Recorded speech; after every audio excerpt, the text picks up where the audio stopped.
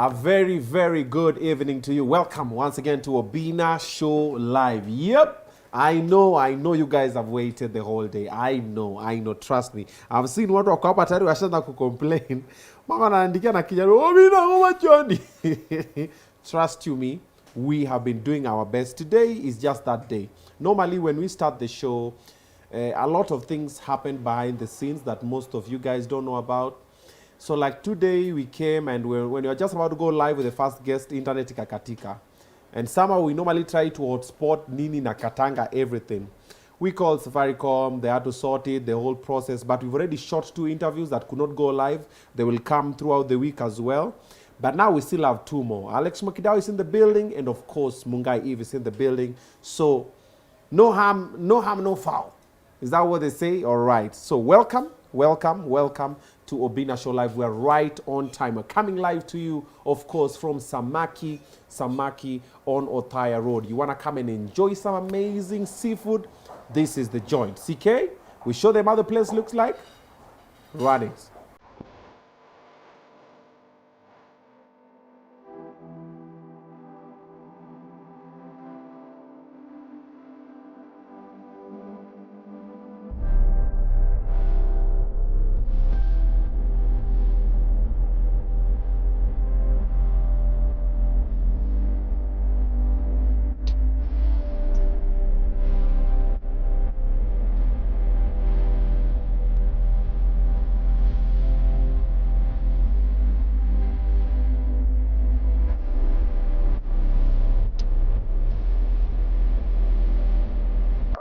Alright, that's the place that we are at, and we're bringing the show live to you. Because of you guys, we've made it this far. We are over 400,000 subscribers in a short while, because to go 440, 430.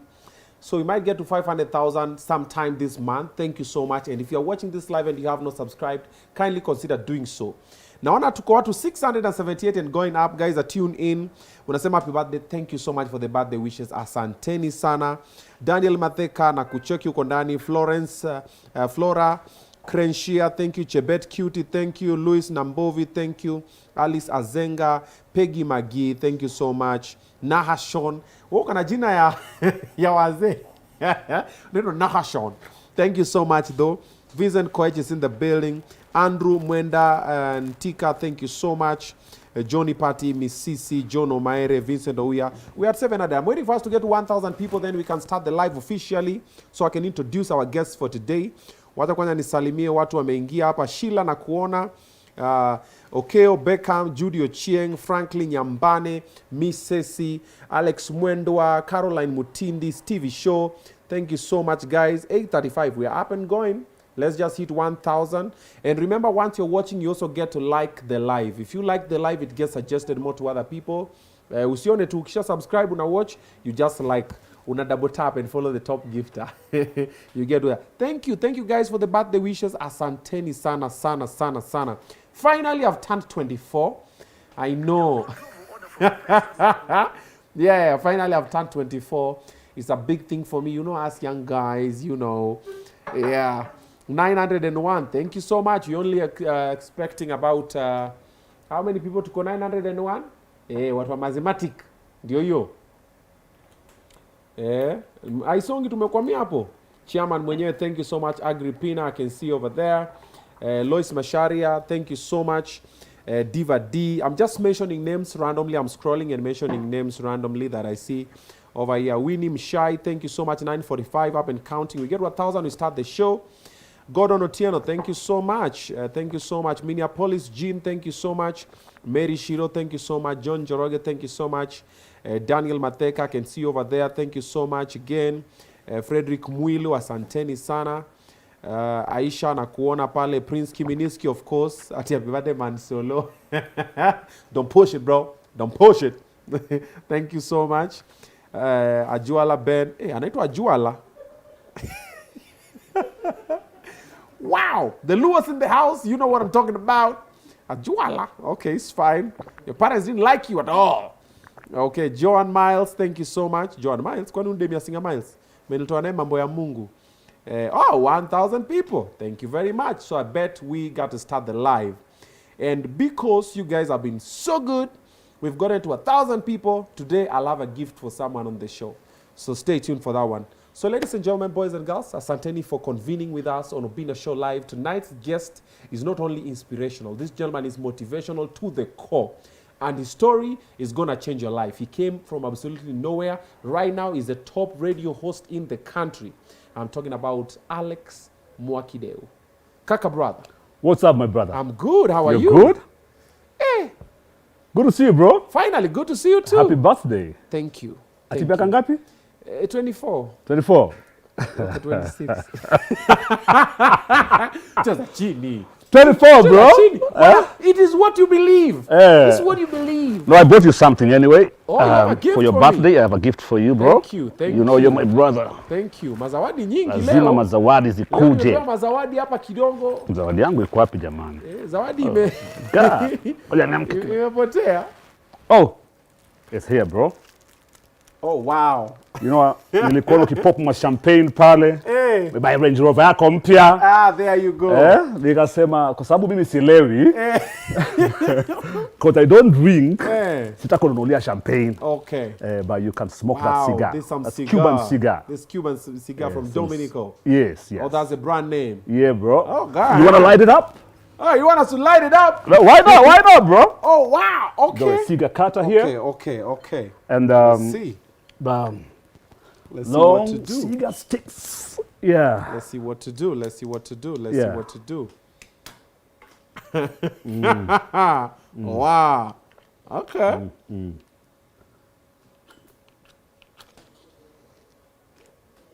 Hiki beriti refu. Yeah, cigar you, bro. Yeah. That's what's up. That's what's up. That's what's up.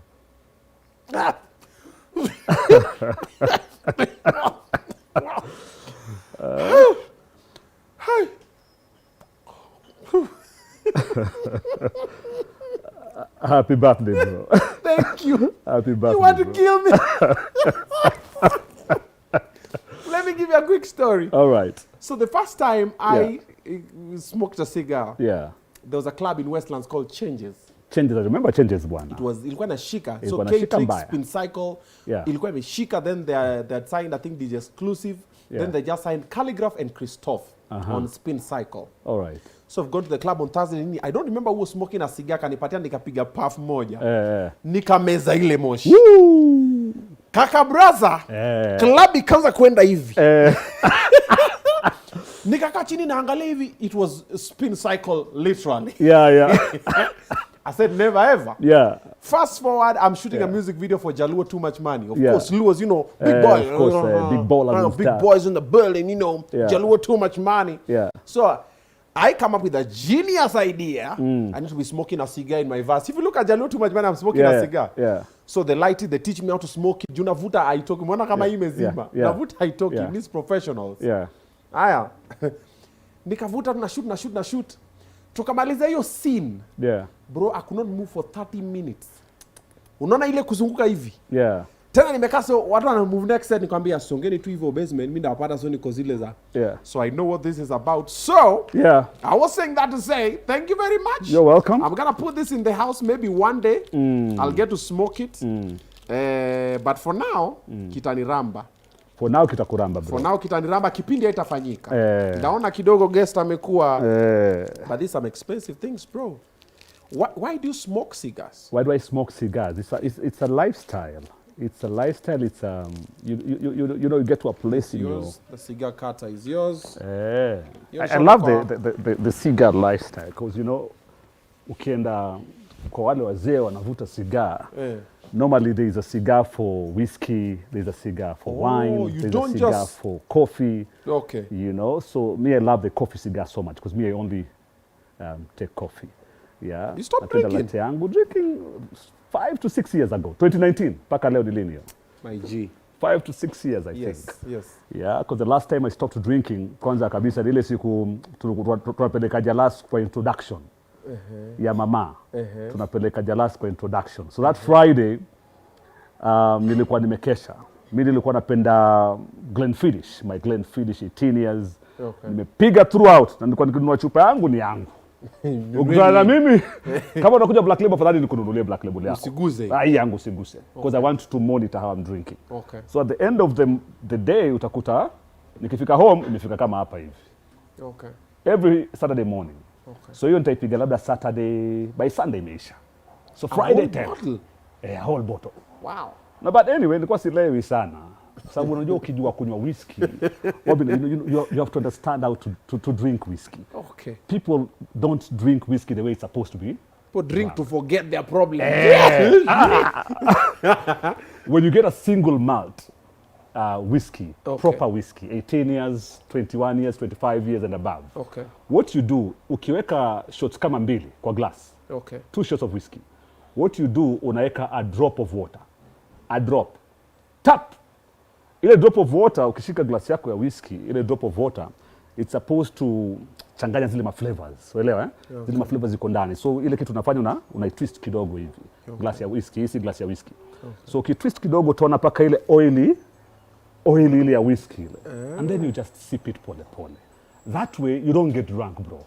You can even finish a whole bottle of whiskey without getting drunk. Pole pole tu. Lakini watu wanakunywa whiskey na Coca-Cola na kadhalika na sambuka na utalewa haraka sana. Okay, Alright? okay. So when you're smoking your cigar, what you do if it's a coffee cigar, kwanza kabisa ukikata unaiwasha pole pole. Okay? Unaiwasha pole pole paka iwake round yote. Ikiwaka one side huku na huku lile haijawaka, unaonekana wewe ni mshamba. Auelewi hata mambo ya cigar, the cigar culture and lifestyle. Watu wanakuangalia vibaya, watu wanaelewa na kuangalia vibaya. Zile huyu ni nani, huyu ametoka wapi? So unaiwasha round yote na waka round smart. And then ukivuta you don't smoke it in. If it's a coffee cigar, unavuta tu smoke inabaki ndani ya mdomo and then unai blow out yote. So the taste remains kwa tongue. So when you're sipping your coffee, ikichanganyikana na ile taste, you enjoy the flavors. Right? Okay. So anyway. Okay. Friday night. So Friday night single malt umepiga asubuhi nimeamka hiyo siku nilikuwa imenilemea. Okay. Alright? So nikalala sana. Paka around 12 hivi. 12 nikiamka nikiangalia WhatsApp group yetu mazee washikaji wote washafika kwa ile meeting venue. Watu wamevaa mapiga mapamba nini look tunaenda introduction bana. Mimi ndo naamka. Naangalia kwa WhatsApp nikasema what? Nikaenda bathroom mara moja nikasimama kwa shower kama 5 minutes. Kwanza maji nipige kwa kichwa niamke. 5 minutes nikasimama kwa shower maji kanipiga kwa kichwa. Nikatoka. Nikapiga pamba nikapiga madigaga. Kaingia mnyama mimi huyo paka pale kwa venue. Wasio wakafika wote nikaenda. I was the one who was speaking on behalf of friends. Okay. Yeah, so nikaenda nikabonga on behalf of friends fit. Ilikuwa tu sawa. There's nothing that happened really. The event really went so well. It was a really good event. Kutoka pale jamaa mara moja kwa buti kila mtu anafungua mzinga nini tuendelee. Sherehe iendelee. Nikashika mzinga yangu. Nikafungua. Nikaangalia mimi nikasema mimi am done. For real? For real. Just like that? Just like that, imagine. There was no magic. Me, I was waiting for no magic. The crescendo. There's no magic. Imagine there's no magic. There's no crescendo. Kuna magic. Come on, bro. Can you imagine? Hivyo tu. Me, I thought unajua nikafika pale, nikachoma mbele ya ma-in-laws, nikamuka nikamwambia. It's really no drama, no magic, no nothing. This is the stories daktari akanambia nilifutwa kazi, marriage iliharibika, nothing happened. Hakuna marriage iliharibika, hakuna kufutwa kazi, hakuna kulewa kupindukia. There's no drama. Except just one there's only one thing I remember. Yeah. I have to share this story. Okay. Kuna siku nilikuwa nimeitwa na besti zangu. Okay. Wameniita pale Nairobi West. Nimeambia Mwakideu come. Unajua kesho tunaenda kuwa Mtaita. Na wewe ndo Mtaita tunajua. You know my friends from Luo Nyanza. Okay. Yeah, you're the only Mtaita we know. Mwakideu kuja. So ukikuja sisi kile kitu tutafanya tutatupatia tu masirisiri kidogo tukienda huko tutakata tubebe nini. So me I went. It was around 1 p.m. Okay. So 1 p.m. I'm there mzinga. Drink tukatoka hapa tukaenda another place. Kinywaji nikawapatia masiri zote kila kitu. So by the time I was driving back home it was around 2 a.m. in the morning. Now that night I was high, my brother. That night, you were wasted. I was wasted, bro. A good one. Okay? A good one. So now, I'm driving back home. Okay. Which is not a good idea. No, it Do isn't. not ever do that. So I'm driving back home. I'm on Langata Road, bro. Nipita pale, Madaraka. So Madaraka kulikuwa na, alcohol, bro. Na nimetingika a good one. Nimetingika a good one. So now, nishaingia Madaraka, nishajifungia. Nyumba yangu kuna gari. Mbele yangu pia kuna magari kadhaa. Na mimi ni mtangazaji bwana. Mimi ni radio presenter, najulikana nini. Nikasema hii nikishikwa. Na hizo ndo zile days za drama, za alcohol drama nini, wase wa TV wako hapo. Naona wase highway. Those days. Those days bwana. So I'm like, hapo tunaweza kutumia shit. Yeah. Like shit. Hii nikishikwa ni aibu gani? So nikaka because nikishuka kwa gari hakuna haja hata kunipima alcohol. There's no need of me blowing anything. You know, mimi nishuke nipande kwa hiyo lori yao. Lori yao ilikuwa imepakiwa pale kando ile roundabout pale. So wasi wanashuka wanapanda juu, gari inavurutwa kando ama karawa anabeba anaendesha kando nini anapeleka station. Kafika pale mazeni nikasema hapa Mungu nisaidie. Mungu Baba, Mungu Mwana, Mungu Roho Mtakatifu. Ni mkononi mwako. Niko mkononi mwako. Ukinisaidia hii mmoja. That's a lie. Men can lie. Ukiniokoa leo. I will never ever. Kristo ukinishikilia leo. Sitawahi atafikiria. Sitawahi tena baba. Baba sitawahi. Mimi ni wako milele. Nimekoma baba. Nishikilie baba. Mimi ndo huyo. Niko pale nikasema tu hizi gari mbili ziko mbele yangu. Baba mfungulie tu ile mmoja, okay? Kama yule wa mbele yangu, I was just praying wa mbele yangu apatikane soba. Ndio ile roadblock itone? Ndio apite. Nikasema akifunguliwa wataona kama movie. And true by the way, God will come through. Yule wa mbele yangu pale, now the car, there were two cars in front, so the one in front. Okay. Si akapimwa pale alcohol ni nani, mimi nachungulia tu hivi. Kaona mseme pimwa alcohol, nikaona polisi amesema toa. Nikasema basi. Toa shwap. Nduki ile haijawahi kuonekana. Polisi mwingine kidogo ni mgonge. Anyway, kama kuna makara wanaochi kitu, wanaweza kumbuka hiyo siku. It was me and I'm sorry. It was me and I'm sorry. It was a KBM, I'm sorry. Maka unasema it was a KBM, it was me and I'm sorry. Gari gani? Mimi huyo nikatoka. Paka gari siwezi kusema nitashikwa wewe. Paka home. That was the only incident, bad incident I got. Wakati wa ulevi zangu. Hakukimbiza? Hakunikimbiza. Hata wangenikimbiza wangenishika. What I don't understand is, how do you guys normally drink and drive? Like, I've never understood that theory. Most of my friends, you know them, who normally drink. If I notice they're drinking, sometimes if I'm with them, I drive. Ama zile za, hey bro, ati hapana, gari najua nyumbani nini? How ni ujinga bro, ni ujinga, ni ufala, ni utoto. You know, but I did it anyway. I used to do it. You know, na nilikuwa nafika home fiti, so you're like, I'm not encouraging it. Nafika tu home fiti, sina shida. Yeah. You know, but anyway, nilikuwa silewi kulewa. It's just that one incident. Sikuwa nalewa sana. Na bangi? Bangi? Sijasikia hilo swali. Bangi? Bangi? Mbona sikusikii vizuri? Mbona sikusikii vizuri ndugu yangu? Unisikii vizuri? Sikupata, sijapata swali lako. Tuachane nalo. Sijakupata vizuri. Tuachane maana silisikii vizuri sana. Tuachane nalo, ila utalisikia vizuri. Yaani ganja farmer. Ganja farmer. Ganja farmer ina? Bangi. Bangi?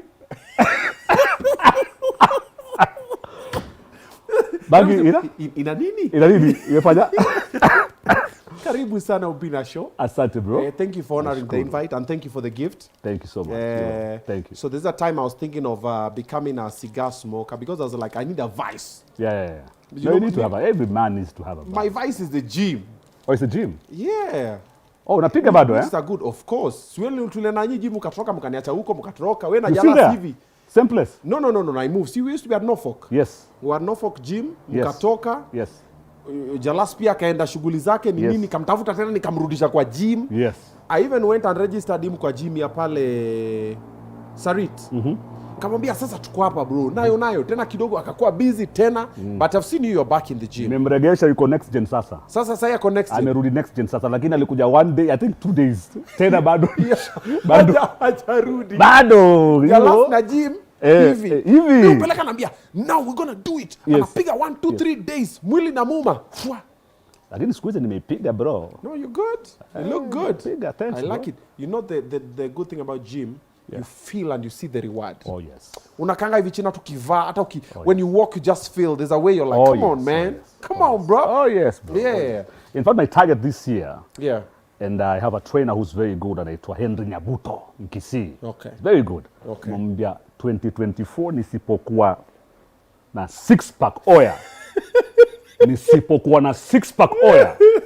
Because you know, you can't tell me ati piga hii diet. Piga sijui hii. Piga hii. Tuna train hivi. You know, and me I'm following everything he's saying. Okay. Mwambia Buddha, nafuata kila kitu kinaambia by December. Kama sina ni mimi na wewe. Na ikiingiana December, nataka nishikwe na ile midlife crisis full. Nichore matatu huku nitoboe. Ikiingiana imeingiana bro. Nataka kuingia kwa midlife crisis full. Jason Derulo. Jason Derulo bro. Tattoo, 6-pack nini? Yani I want to do everything. Umetito vizuri. Mbaya. Baka base song what's up bro. That's going on. I can't be going to the gym alafu nikae. Beach bro. No, yes. Okay, kupata 6-pack is ni kazi sana. Kwanza kwa miaka hii. Yes. Yeah. But even that generally, 6-pack is, you know, most people always go to the gym thinking, I'm just going to work out my core, then I'll get, no. So, Or some ladies go think, I'm just want to go make my nyash. Yeah. No. Yeah. The body decides which part it takes fats from. Yeah. Then also it depends with the intake. Yeah. Because unaweza kuwa unaweza burn ndio, but you're taking it faster the way you're burning it. Yeah. Ama faster than. Yeah. So lazima ikuwe na ratio flani. So the meal does an amazing part on it. Yeah. Then now the training, consistency. Kama yangu haijawahi hata kutetemeka. Yaani hata tu walani. Yaani hata kutetemeka tu. Wala nini? Hata ishara. Mimi nala ndani. Hata ishara tu. Yeah. Will brother amenipatia ugali nyingine hapo, ameniambia ni ya mawele. Sijui ya nini. Mambo mingi. Wako. As we speak right now nimekula ugali na samaki ndo nikakuja hii interview. Yes. Ugali ya Will brother. Ugali ya Will brother. Na una expect ukuwe na 6-pack. Unajua ule kuna mother's love. I know. Atakutia leo na madishi hivi. I know. Anyway, karibu sana. Asante bro. Thank you for creating time. It's been a minute since we caught up. Yeah. You're looking good. Thank you bro. Unaona venye sober life iko fiti. Kila siku na mko tu. I can never go back. Si ati maze unajua kidogo. Then nimeona kidogo umepiga dhahabu. I love your gold chain. Thanks bro. Yes, Thanks, I love your gold chain. I love the watch. Which watch is that? Bro. This is Invicta. Invicta. Ukinua hivi kwenye kamera hivi tu. Hapa tu mbele yako tu hivi. Mbele yangu, kamera yako ndio hapo tu. Invicta. That's Invicta bro. That watch is fire. Thanks bro. That timepiece is on point. Mambo yangu ya kawaida bro. Ukiongea niko hivi I'm like mambo yangu ya kawaida. Mambo ya kawaida. Mambo ya kawaida. Mambo ya kawaida. Mambo ya kawaida kidogo ziko kwa prayer point zangu. So umenunua Range Rover juzi wewe. Lakini imechangia miaka ngapi? 1 whole year bro. Bro, I've been following your story bana. From last birthday to this birthday bro. No, but the other day you bought another car bro. That was for my manager. That's a Makex bro. No, leave alone the Makex. There was a car you bought. Was it VW? Yeah, but that's last year. That's on my birthday when I was turning 33. So every birthday you're buying a car? You're upgrading the car. Okay. So you're buying a car, it's like I'm buying two. No, you're upgrading. I love so that. unajipanga, unanini. It's a goal. You smash the goal, then you set another one. You smash it, you say, that's how we live. I love like now, I'm putting my money in order. I want to buy a gold ring. A gold ring? Yes. Okay. And a gold chain. All right. I love gold, but sasa kidogo pesa kidogo. Oh. Sasa nachanga. Niko zile kidogo nataka gold chain nzuri, alafu nataka gold ring. Sasa itakuwa hizi ma silver ndachana nazo. Hizi ni za shida tu. Silver acha toka huko. Lakini na wa silver nyingi. Nenda kuzipimisha. Alafu pia you let go and then ununue gold. Ndazipimisha, alafu sasa nichukue sasa dhahabu sasa. Nikifika kwenye league. Nzuri. You know like you've done radio for 10 years? This is my 20th year bro. 20th. Wena Maina kageni hapa. In fact, nataka kufanya celebration ya 20 years. Nitakualika. Wow. Nitakualika. This is my 20th year. On radio? Yes, bro. Watoka lini? Bro. They say a good dancer knows when to leave the stage. Bro, Maina aliniambia story moja, bro. Kuna siku alikuwa yuko mkutano na Bob Colimo. Okay. Shaona, eh? So katika ule mkutano. Usubiri. Hebu weka hapa mguu bwana. Mambo ya kawaida ndugu yangu. Cheki. Wow. Tuendelee. Nzuri sana. Story moja niambia alikuwa mkutano, wajua zile briefing nini za media na kadhalika. So katika ile briefing ya media ikaisha, alafu the late Bob Colimo alikuwa na simu fulani anatia story, tutakutia story pale, kuna simu fulani yuko nayo pale. Okay. Alafu there was a presenter who used to be on air kitambo na alikuwa anapendwa sana. Okay. Na anasikizwa sana. So that presenter was calling Bob Colimo kwa phone. So Bob Colimo ashiki, anaifanya ile, anaikata. Ushaelewa? Alafu anatia story bado. Wewe na kila maina, yule presenter anapiga. A very good presenter, very big presenter then. Wewe anapiga, nakata. So anatia story pale. Now you know at that particular time, hiyo miaka, that was a very good presenter. Mwenye namjua siwezi kumtaja. So aliponiambia hiyo story akasema anakata. Then baadaye akamuuliza, mbona wakata sana simu ya huyu mzito wetu katika industry tunamheshimu sana, unakata simu yake aje? Akasema unajua sasa hii asha resign. Hayuko tena on air, you know? So I will call that person. There's no problem. Nitampigia baadaye. Lakini sasa hii tena hatuna pressure sana ya kushika immediately because akiwa on air alikuwa anatusumbua sana. But now hayuko tena on air. You know? Akasema, okay. Acha tupige issue tupaka ile siku tutaamua tutawacha. Ndio simu ya. You know, acha tupige tu ndio simu ishikwe bana. When you make a call right now because you're still doing what you're doing, bado simu. Lakini siku utawacha tu pap. That's it. So you're planning to do radio for how long? Most probably won't cover the next general election nikiwa kwa radio bado. Most probably. 2027? So 2027 I'll be out. Before 2027. Okay. Most probably. Okay. Yes. When you're looking to run for office? Not really, but to be really active politically. Okay. Yes. Okay. Siwezi sema nataka run for office. No. Because nilipiga hiyo sababu kajiuliza why do I want to run? Why? What's the reason? Okay. You know, if I want to help my people, I will help my people. I can still help my people without necessarily running. I can do other things. So as we speak right now, I want to create a team which is called Triple T. Team Taita Taveta Buda.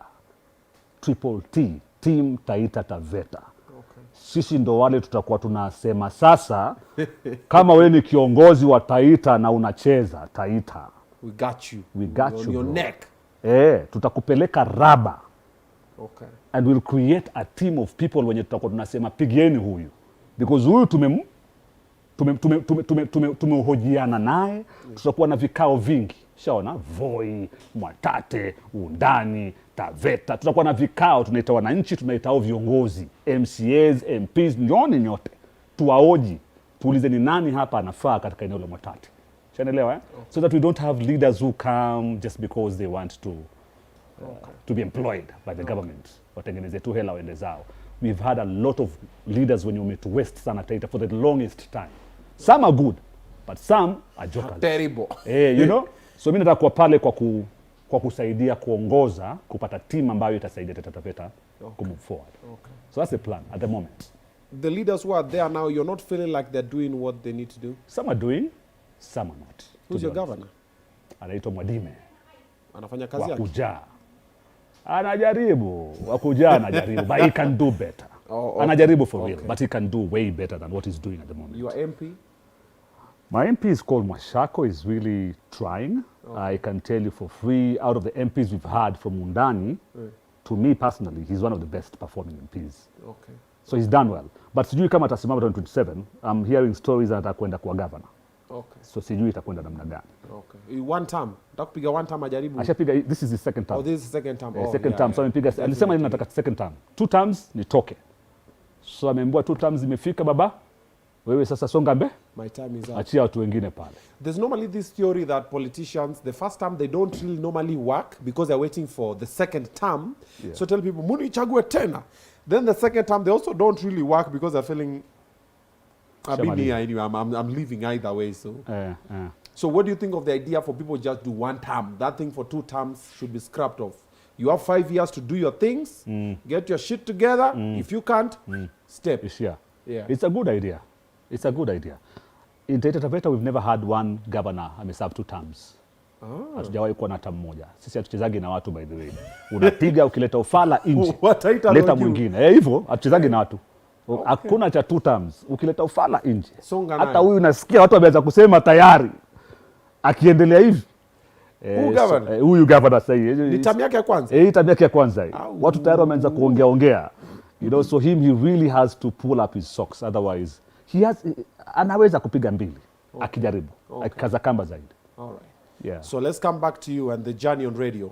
20 years. Yeah. Ulianzia Mombasani. Mombasani. Kwenye radio. Yes. Radio station? Hizo Baraka FM. Baraka FM. Miaka ngapi? Baraka FM nipiga 6 years. 6 years. 6 years. From 2024 to 2010. No, 2004. Juu nimeshangaa unahesabu. Nasema kidogo hiyo Cigar. Cigar imenifanya mambo. 204 to 2010. Okay, from Baraka to Radio Maisha. What radio stations? 3. 3. Hii ni 4. Hii niko sasa ni 4. Kuna wale tuwajua wamekuwa radio stations 50. No, Radio Maisha, how many years? All the way to 2018. Okay. 8 years. Okay. To Milele. Milele, then 5 years, and now Radio 47. Radio 47. Yeah. So those are 4 radio stations. Why do you hope from radio stations like that? Why do I hope? Am I hoping really? Yeah, it's been 4, bro. It's not really hoping. Stay true to the brand. No, bro. You gotta look for the cheddar, bro. You gotta secure the bag. You gotta secure the bag, bro. Nothing personal, boss. Bro. You gotta secure the bag. You see, this is what happens. When you grow, you grow. Yeah. Are you getting? When you grow, you grow. Yeah. When you grow, you grow. You cannot be growing downwards. Mti ukikua unaku. Unless when the carrot. Unless when the carrot. Unless when the carrot, bro. Ama mkombero. Mkombero, bro. Mazee, lakini lazima ugrow. You grow upwards. Lazima ugrow upwards, mazee. Huwezi kugrow down. So inafika tu time unaangalia una gauge value yako. Unajigauge value yako. Vile value yako ina grow, unajigauge. Okay. Unaona, value yangu imefika mahali sasa iko hapa. Hapa nilipo in terms of career, where am I supposed to be? In terms of life, career, then unakwenda kwa bosi wako. Mimi naona hapa nilipo. Sasa nimefika mahali ambapo nahitaji kufika hapa. Inabisha! So, you've done radio for all this while. Yeah. Who was your best co-presenter? Who was my best co-presenter? Yeah, all time. Yeah, you guys were feeding off each other like, because we have, like myself, I always say Chito. I did a very short stint with Chito and Lovu on Kiss. Kiss pale. And I felt Chito got me. Like I was like, if I used to beg them before I left Kiss. When Kamene left, I begged them. I was like, bring me Chito on breakfast. Yeah. They're like, oh, you know. I was like, okay, take me to drive. I want to go where Chito is. Oh, you know. I'm like, but I always feel like Chito. I finally got that person. Yeah. And then something, I think it's just not meant to happen on that platform. Might still happen in another one. Yeah. But for that. So for you, who do you feel was that person was like? Let me tell you something, bro. I have worked, I think if there's any presenter who's worked with so many people, it's me. Okay. So many, bro. You know? From Baraka FM, I worked with even Masawe Japani. Okay. You know, we were all uko Baraka. Okay. Even Dennis Okari. Okay. You know, we were alikuwa NTV, akifanya investigative. Tulipiga naye kazi. Tukija Nairobi, nimepiga na MC Tricky. Okay. Nimepiga na Nico Dhiambo. Yes. Nimepiga na Otos. Nimepiga na nani mwingine? Jalas, of course, nimepiga naye. Mshamba nimepiga naye. Okay. Nimepiga na watu wengi mpaka wengine mimi wasahau. To be honest. Na nimeenjoy. I mean, everyone is different, you know, in their own way, and everyone has their own strength. And I love new challenges. But of course, Jalas tulipokutana, it was a match made in heaven. It was a match made in heaven, bro. Yeah. First of all, tulivutana, tulikuwa na kesi, tukianza show, tulikuwa na kesi sana. Kila siku tunakwenda kwa ofisi ya mdosi. Taki. Namwambia huyu msee ni vipi bana? Huyu msee niko naye kwa show, msee ni aje? Huyu msee yuko hivi, huyu msee yuko kwa simu, huyu msee link hivi na hivi, you know, link yako iko down hivi na hivi, you know, focus haiko. Mazee kesi daily boss wetu yuko tu hivi. Every day after the show. Who was your boss then? Tom Japani. Every day after paka anakaa hivi, anakaa pale nyuma anakaa hivi, anatucheki. Anasema zusheni tu. Zusheni vile mnajisikia. So Jalasa anazusha, mimi nazusha. Tunazushiana, alafu anatucontrol. Kesho tena bro. Hivyo. Anasema we thought you guys were like you hit it off from the word go. Oh, before ikuje sasa tuheshimiane. Tuheshimiane kikazi. You know, after of course hiyo kukosoana sana, ilikuja ikaleta sasa ile, now Jalas knows what Mwakideu wants and Mwakideu knows what Jalas wants. Yeah. And then we started hanging out together a lot after the show. Nini ilikuwa every Friday 10 tumetoka tumeenda. Mahali gari itatupeleka. Tumetoka tumeenda every Friday 10. So you're hanging out outside nini, ikaleta vibes sana sana. By the works magic. Magic bro. You learn each other out of the workplace. Oh yes. Yeah.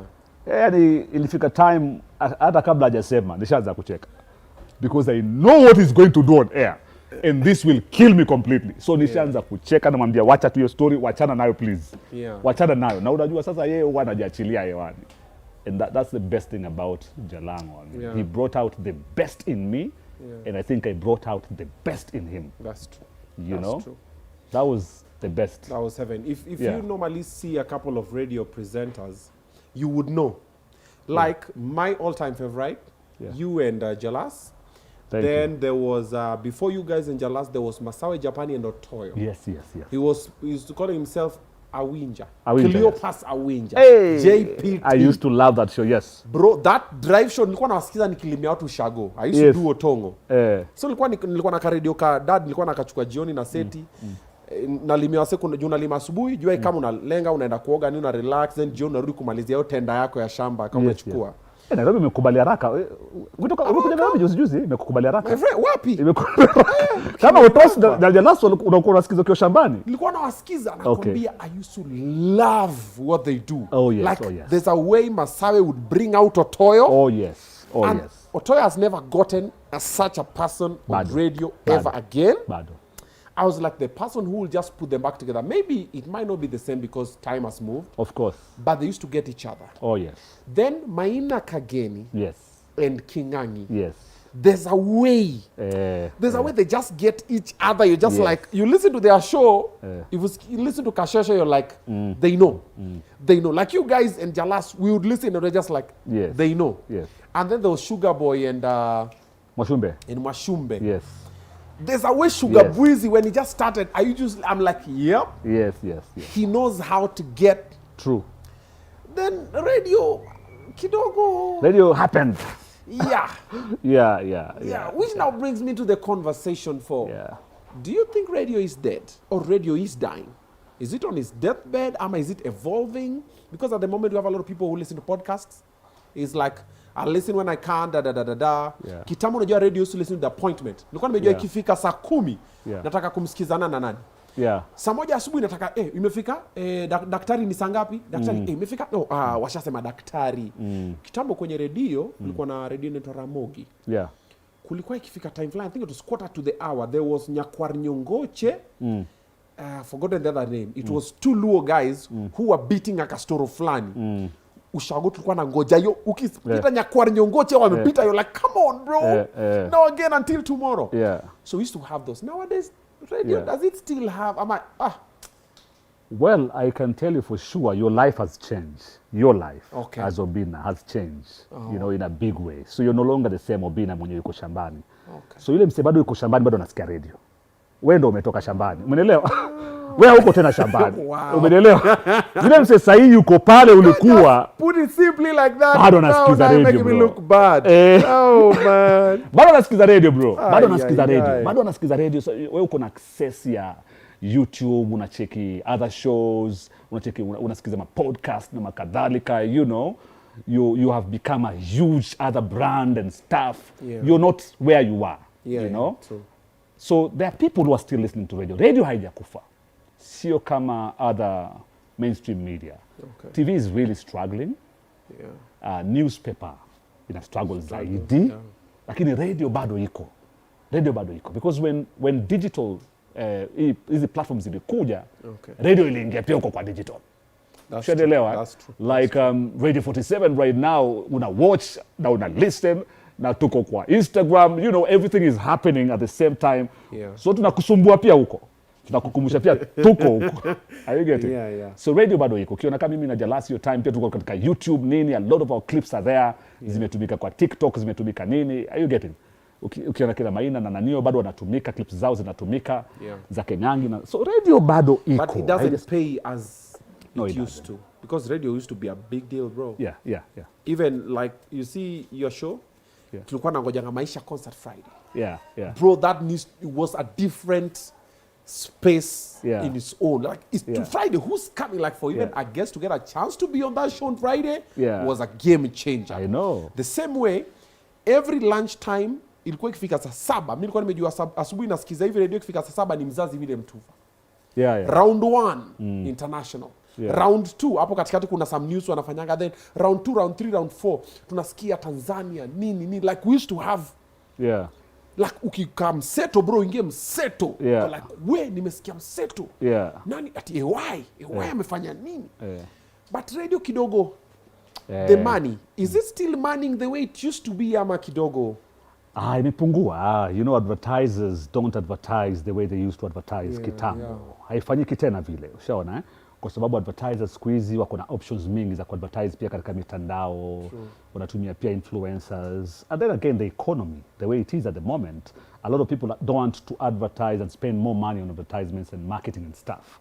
Hata big companies wamefinya budget sana advertisement, ushaona. Utaona so many big companies our advertise hawatumii pesa walikuwa wanatumia kitambo bro. An activation on radio station, mimi nilikuwa katika asubuhi, you used to pay like 2 million per week for an activation per week, and ilikuwa ni nafasi inang'ang'aniwa. Yani ni shika jamani, clients wako kwa line, shika jamani, huyu client akitoka kidrop tu hivi mwingine anaingia, tuko nayo. So there's no space at any given time, you know, for an activation, for you to get that space in the morning. Lazima uratibu, because like my show alone in the morning would make 30 million per month. My show alone, 4 hours only, 30 million per month. The rest of the shows zote itamake kama 25 million. Shawana. So that tells you radio then used to make. At the moment, because clients don't spend a lot of money the way they used to spend anymore, so kidogo imepungua. Lakini kwa wazee ambao wamekuwa kwa radio kwa muda mrefu, kwa watu ambao wamekuwa kwa radio muda mrefu pia lazima ulipie. You must spend to get the best, you know. For you to get the best, you must also spend. You must spend. Okay, radio is evolving. Nowadays, most radio presenters are not as disciplined. When I was getting in radio many moons ago, I had radio training. You see, like when I was spotted in a club doing stand-up comedy, and I won that night, I was brought to QFM, I sat in, I used to watch now. The people I used to listen to, Akina Roncliffe for Date, Elvin Omala, Lindo Riaso, Masawe Japani, Rashid Abdallah, Agio Wande, Otoyo. I used to watch them, so I came and I studied them. We were given radio training and everything. Even when I was in Easy FM and everything, we've been trained. But nowadays I listen to radio and I'm like, wow, where's the back announcement? Okay, which station am I? What's your name? What tease forward? What do you think discipline may change? Amani bosses squeeze wako. Let's be, you know. Let me tell you what happened and what affected radio sana. Niyo kuingia kwa digital. Digital ilipoingia nchini Kenya, what happened is radio watu wanai-own wengi, owners wa radio stations walipanic. Shona, walipanic. Walipopanic, wakaanza kuandika kazi watu wako na numbers mtandaoni. Ushanigeti? Watu wako na numbers mtandaoni. Kuja because you know, because we want to get the online audience. Radio ni radio. Na iko na watu wake wa radio. Na wanajua kufanya radio vile radio inatakana ifa. Hapo ndo radio ilianza kwenda chini. Countries where radio owners didn't panic, kama Uganda, Tanzania pia na kwingine, bado radio iko pale. Adverts zinaingia vile. Radio presenters wanaishi ile maisha walikuwa wanaishi tu. Numbers ziko vile South Africa, you know, you'd go to many other countries. Watu wase Radio iko pale pale tu because hawako panic. Yeah. Lakini hapo ungeona comedians wanaletwa wengine just because you have numbers, you know, lakini hujui radio. Wengine hata numbers wako nazo lakini hawajawahi kutrainiwa radio, ndio wao unasema kwamba hajabaka announce, hajasema radio station, link ni ndefu sana, you know, link iko na so many agendas, you don't know which agenda iko pale, unashangaa huyu msee ni aje anatuambia nini. Ajui kama link inatakana iwe short and sweet. Yeah, so hapo kulikuwa na confusion. The panic. Hiyo panic ilileta mambo mingi kwa radio sana. Lakini wangetulia tu na wakatumia the same radio guys kuingia kwa digital, ingekuwa fit sana. Okay. Yeah. So is there hope for radio in Kenya? The money is kidogo. At least for radio I know haitakufa haraka. Haitaenda tipap. But Radio yendi pap. Mainstream media yote, everyone is going online at the moment, so everyone must go online. So hope iko ikiwa hii radio station itakuwa mtandaoni mbaya, hapo kuna hope. Lakini kama radio station itafikiria tu radio peke yake radio, then hapo kidogo you'll struggle a lot. Okay. Yeah. So I want us to talk about your branch into digital. Alex Najalas, Jenga na Alex Najalas, I want to branch into what you're doing now in the digital space. But before that, wacha niongee na watu wangu, if you want to become a media personality, you want to study production, videography, radio, TV, editing, shooting, graphics, designing and everything, Goldchild Media Institute, their intake is ongoing now. Tell your friend, tell your son, tell your brother, tell your sister, tell your cousin, your uncle, your nephew, your dad, your parents, your mom. Tell them that Goldchild Media Institute, their intake is ongoing right now, and you need to grab this opportunity so that at least you can learn. You see the things we're discussing here, people actually learn them if you want to be a professional. But if you want to wing it, adios amigos, let's meet in the bank. But if you want to do it professionally in an organized, disciplined way, you should consider signing up in Goldchild Media Institute. Check this out. Yes, what you're seeing now is Obinna Show live crew in action. That's my team. That's one of them. We have about 5 of them over here. You're learning videography, photography. Maybe you want to do production. Maybe you want good quality videos and you're wondering what to do. Now, I have a deal for you. Goldchild Media Training Institute. Their poster is going to be on the screen now. Their intake is ongoing. They're trustworthy and they know what to do. You want to get a certificate. You want to get a diploma. You want to get your hands in the action. Usikuna kana sema, I want to be like Obinna. I want to do what Obinna does, but you've not gone to school. You have to go to school. That is Goldchild Media Training Institute, and they're presenting to you empowerment through expression. You get in there, you express yourself. Na ukipitia sometimes in the lecture also, utanipata huko, nimepitia naongea na wewe kidogo na kupatia motivation na kuinspire na kuambia by the way ukitaka kwa kama ujamaa burudi pale kidogo. Unaona kazi ile anafanya hapo? You have to go to school for you to learn how to operate that camera. So talk to Goldchild Media Training Institute. You get to enroll now, you get to enroll your son. The schools are closed by the way. Asikae nyumbani sana nini. Anaweza learn part time, then shule zikifunguliwa anarudi. Their contacts are on the screen. Get in touch with them. Ufundishe mtoto wako aweze kufuata passion yake ama ni aje. Alrighty, there you have it. So consider registering with them so that you don't miss this batch of the intake, so you come and be amazing. And also, by the way, I think next week I will invite the students for Goldchild Media Institute to come and just see how we do things here. Tunaleta practical, waone venye vitu zinafanyika hapa. Wasifikirie, oh, mtu anakanga tu ameshika na simu. No, it's a full team. All right? Yeah, also, if you are in Kisumu, the Grand Alton Resort is up and running, is functional. You need to consider getting to the Grand Alton Resort. Iko right opposite the airport. All right? Hapo tu, unafika hapo juu, room zao A1, chakula yao A1. Ukifika mbele Obinna amekutuma, wakupatia Wi-Fi password. All right? Also, their views are amazing. If you're at the Grand Alton Resort, on the 2nd floor, you see the lake, you see Kisumu, you see Kodiaga. The view is amazing. And their rates are very, very manageable. So look kwenye social media, tafuta Grand Alton Resort. Then Kisumu, it's operational. Book with them. Ufike hapo ulale, relax na mtu wako, you have a good time. And then you'll get to thank me because nakuwa nimekuputa, nakuwa nimekuhook up.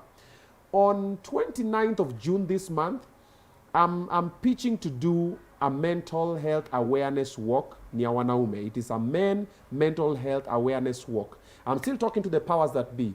The governor, Sakaja, I'm talking to the police as well. And I'm telling you guys this because I need you guys to show up for boy child. Boy child is hurting, nobody is paying attention, and it's about time we start to walk about it, and then people start to talk about it. How will this be successful? Only if you come. It is not a profitable, what is it called? An idea that I'm doing. It is not, the initiative is not a profitable one. I'm not looking to make money from it, not even a shilling. I'm looking for partners to help me execute it. If you know you have sound, niambie Obinna niaje, minta offer sound. If you know you have water, niambie Obinna minta offer water. All the other artists, you know me, we talk, please come through. MCs, come through and MC. Artists, come and MC. Everything is free. Let's do it for men. Let's do it for boy child. Ladies, tunaomba mutusaidie. Wanaume tunakuanga kidogo disorganized. Kujeni mutu organize. Skuma mme wako, skuma boyfriend wako, son wako, your brother, your cousin, wambie, go for this walk. And then we'll come through. I will let you guys know where you can get t-shirts. I'm not selling t-shirts. I'm not even planning to sell t-shirts. Or I'll give the logo and I'll say, print this on your t-shirt wherever you can. Or if you want to buy from this person or this person, they can print for you so that they at least to kai organized wanaume, okay? Then if it's possible, we'll walk through town and then we'll start the conversations. So at least men will know, nikikuwa na issue, ndaenda kuongea hapa. Tuache kunyamaza, tuna bottle up emotions. You see that, like the situation that happened between the boy, the 19-year-old boy and the police, it could not have happened if probably the boy had a better father figure, or if the police had a better handling of the situation later, because we don't understand what really happened before that, but we saw what happened. But it could have been stopped if we spoke about it more and men knew it is okay not to be okay. Okay? Sisi ni wanadamu na naomba mutupende. We need your help, we need your love, we need your support. So on the 29th of June, we might be having the walk if we get approved, that is, because we are stuck in the town, tupigwe na matia gas, tuseme, oh, watu wamekuja nini? So we're going to be doing that. So please, check my social media at Oga Obinna. I'll be posting the updates pole pole to when if it's possible, we start talking about it. Okay? Na mutusaidie so that we can do it together. Oh, asante sana. Thank you very much. Later in the show, I'll be having a gift for you guys as well. Pole, pole, pole, pole. I'll be having a gift for you guys. But tonight, the show that I'm having now, I'm hosting King of Radio. He's done radio for about 20 years. Mwakideu is in the building. Then after this, we'll be having Mungai Eve also coming for the Garden of Eden. Yes, we're going to be talking about that one. Before that, we had Asoro. The problem is there was an internet situation. So show ilikuwa inataka kwanza hivi internet. We had Claudia. Show inataka kwanza hivi internet. And we've paid for it and somehow things just happen. Hata hii ni Mungu ametusaidia. When we were just about to start with Mwakideu, mvua ikaanza. We're just like, okay. But now everything is fine. So we are hoping that's going to be better. We've hit over 400,000 subscribers. Thank you so much. If you haven't subscribed, kindly do so. My music video, Mambo ya Mungu, has hit over 300,000 views. That's the first time in my life a music video that I've done has gotten that level. The comedy ones I've done have gotten to 1 million plus. But a music video, a song that I've done, this time it has done something nice. Thank you very, very much. I really appreciate. The new one that I've done called Welo. Welo, Welo, Welo, Welo, Welo, Welo. Joki sumo. Welo koko dojo. Toja telo bekok. That song has hit over 130,000 views in less than 2 days. Today, I think it's a 1.5 day. But jafika siku ya pili. Batari shafika 130,000 views. Thank you, thank you, thank you so much. We have another fire gospel song coming through for you guys with Singer Miles. You're going to check it out. Then my brand new show is called My Woman KE, starting tomorrow, premiering tomorrow. Did I send you the trailer? I didn't send you the trailer? Woo! I'll give you on the next one for the Mungai if you'll play it. The song is, not the song, the show is amazing. We've already shot the whole season. It's starting tomorrow on YouTube. It's called My Woman KE. Look for that YouTube page, subscribe. You don't miss on the show. But now, we're getting back to the conversation. 2.7 thousand people watching. Thank you very much. Chairman. Yeah. Now let's talk about the digital space. Yeah. You guys moved into, somehow you're doing both. Yeah. Then mukapatao wadozi wakawarusha kila kitu. Shikeni chuma. Yeah. Shikeni simiti. Yeah. Shikeni sijui nini. Yeah. How did that come to be?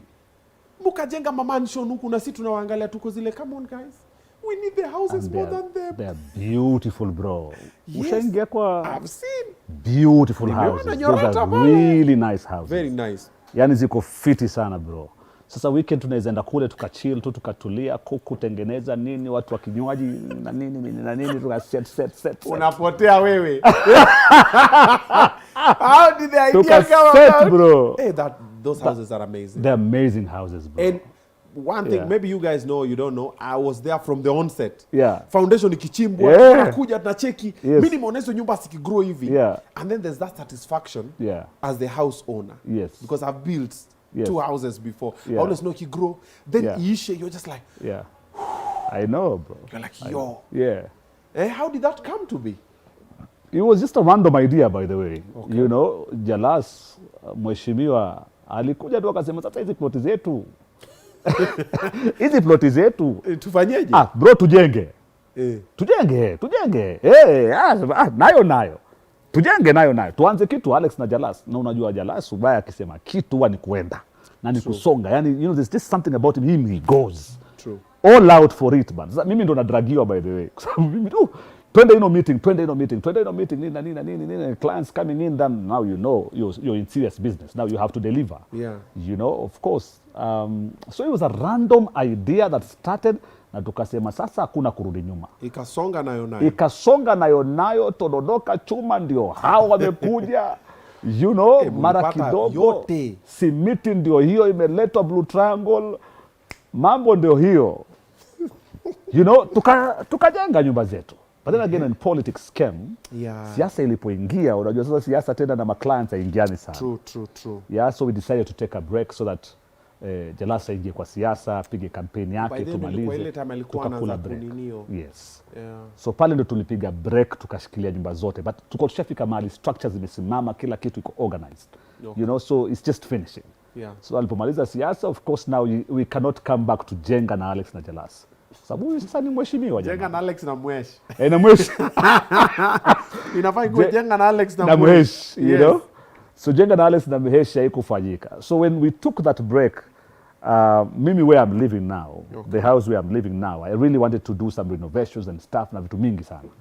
Yeah, so nikasema, now that I'm not working kule, Kitengela, wacha nianze kubomoa na kujenga hapa kwangu. Okay. You know, so mind yangu yote, because me I like having a project every time.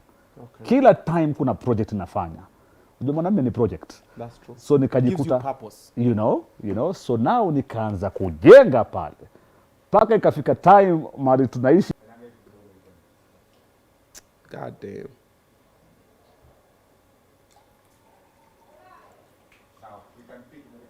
Okay, we are back now. Yeah, I can see we are back. Sema hoteli ya Mwakideu is amazing. Una hoteli ya? Nilifunga. Ile ya samaki ile mambo ya mapochopocho hii. Tutaongea tu.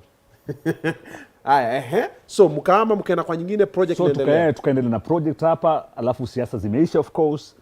And then Jalasa akasema, wacha nirejee kumaliza nyumba. Kaniambia nirejee, nikamwambia hapana, mimi bado najenga hivi bwana. Sasa siwezi kusimamisha hii project, nimerudi kujenga kule, you know. Yeah. So yeye akaenda kujenga kule. In fact yake imeisha. Yangu haijaisha bado. Yeah, complete. Yangu bado haiko complete. So yake imeisha complete kabisa. Yeah. So mimi nikafanya yangu paka nikamaliza. As we speak right now, ndo nimerudi kujenga tena ile Kitengela. Ndo nimerudi kumaliza nyumba yangu. Lakini yangu haijaisha paka sasa. Project after project. Project after project. Mwanaume ni project. Yeah. At any given time ukikaa tu idle hauna kitu inakusumbua kichwa. True. Then sasa unakuwa tena afadhali tena uwe mwandawazimu kabisa. Yep. Sema an idle mind is the devil's workshop. And I always like to say idle hands are the devil's workmates. Yes, it's a workshop, I love workmates. Mafanya zile kazi zile wataka zile. Shelewa. Yes. Also in the digital space, it was only Alex, Jenga and Alex na Jalas. Yes. Any other thing you've done in the digital space?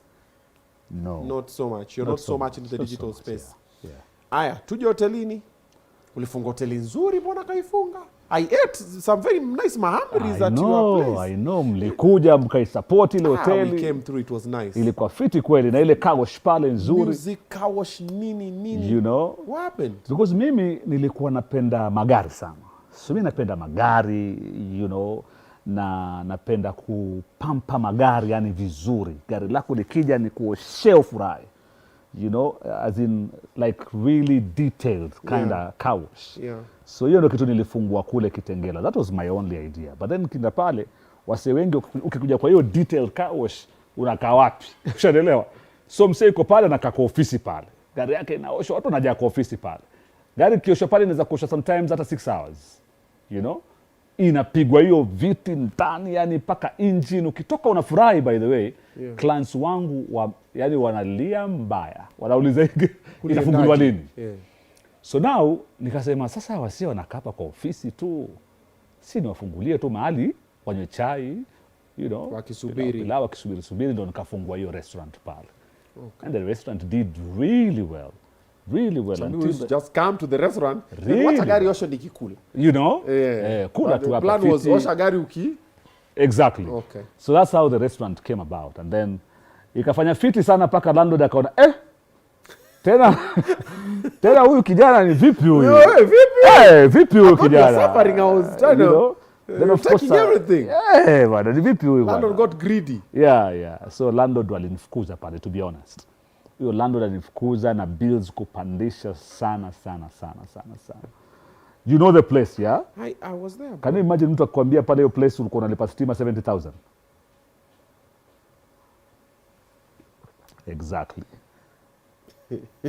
Maji around 75,000 ama 80,000 per month, bro.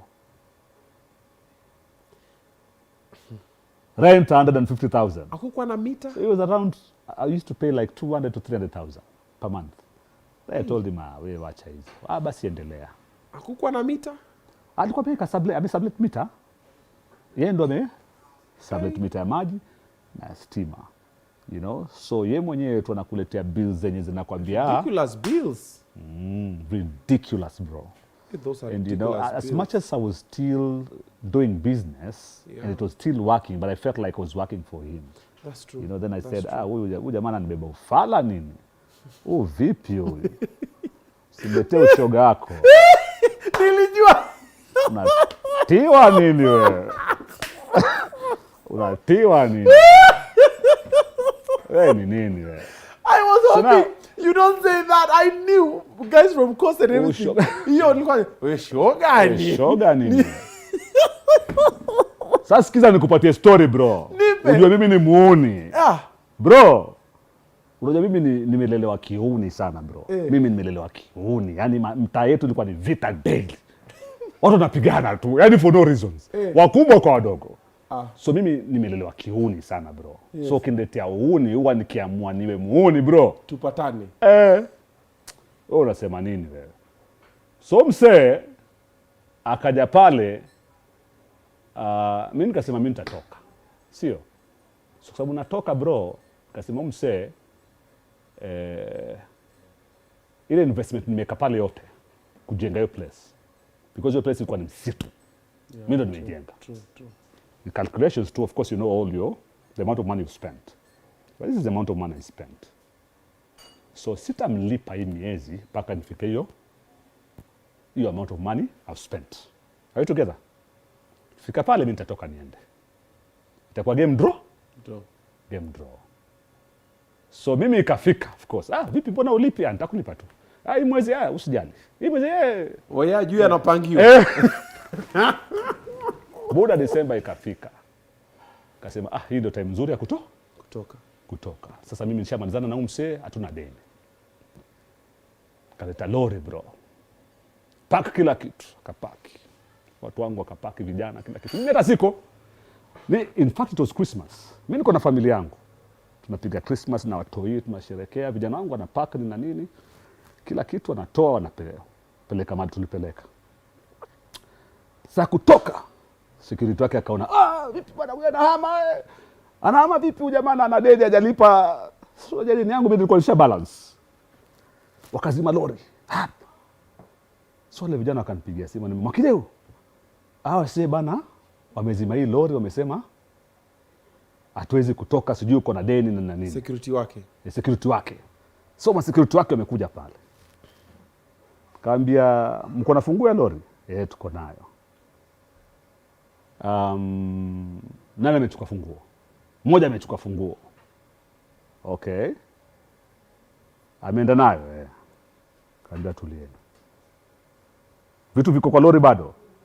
Lakini kuna vingine Kaambia pakini vitu, sio na wasiwasi. Nilipiga simu ngapi? Mimi. Ndio ujue hii ni Nairobi buda. Ujue hii ni Nairobi. Hii ni Nairobi buda. Iko Kitengela but it's fine.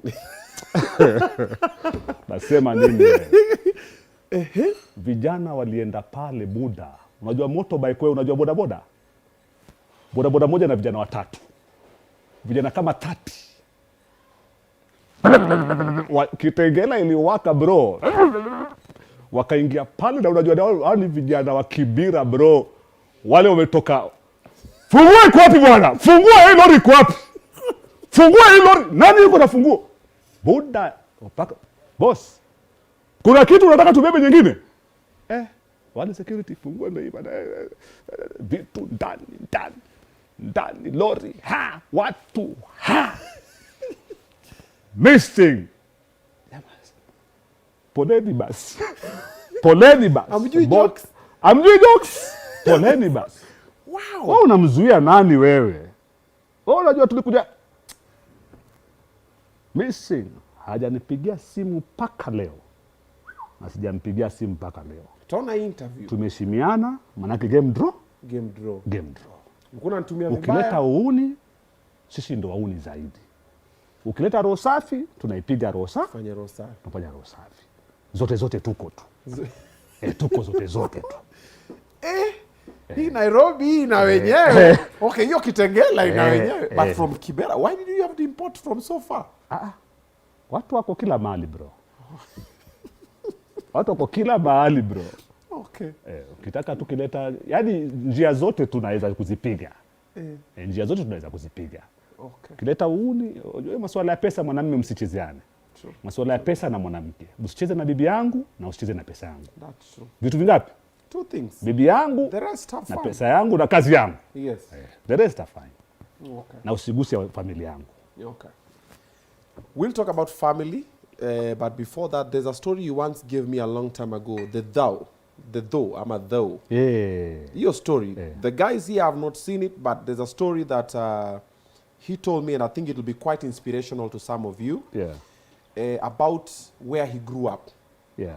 Ebu, tupe tu your story, and you at least wapate. There's a young guy who's watching this somewhere anafikiria, huyu amezaliwa kwa pesa huyu amezaliwa. But they don't know the way you normally set up a goal, and then you go back and then.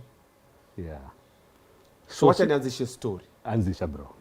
Ulizaliwa, I don't know, it was Mombasani, where you guys were living in that space. There's a place you used to sit. That's the story. Yes bro. So, your place inaitwa Chuda. Block number 69. Yes. Door number 3. I remember that. Watu wa Chuda wanaijua. Yeah. So hizi ni zile nyumba za manispaa. Okay. Kama unakumbuka manispaa, municipal council, before county government. Majenzia hawezi kuelewa. Nyumba za manispaa ni zile nyumba za mtaani.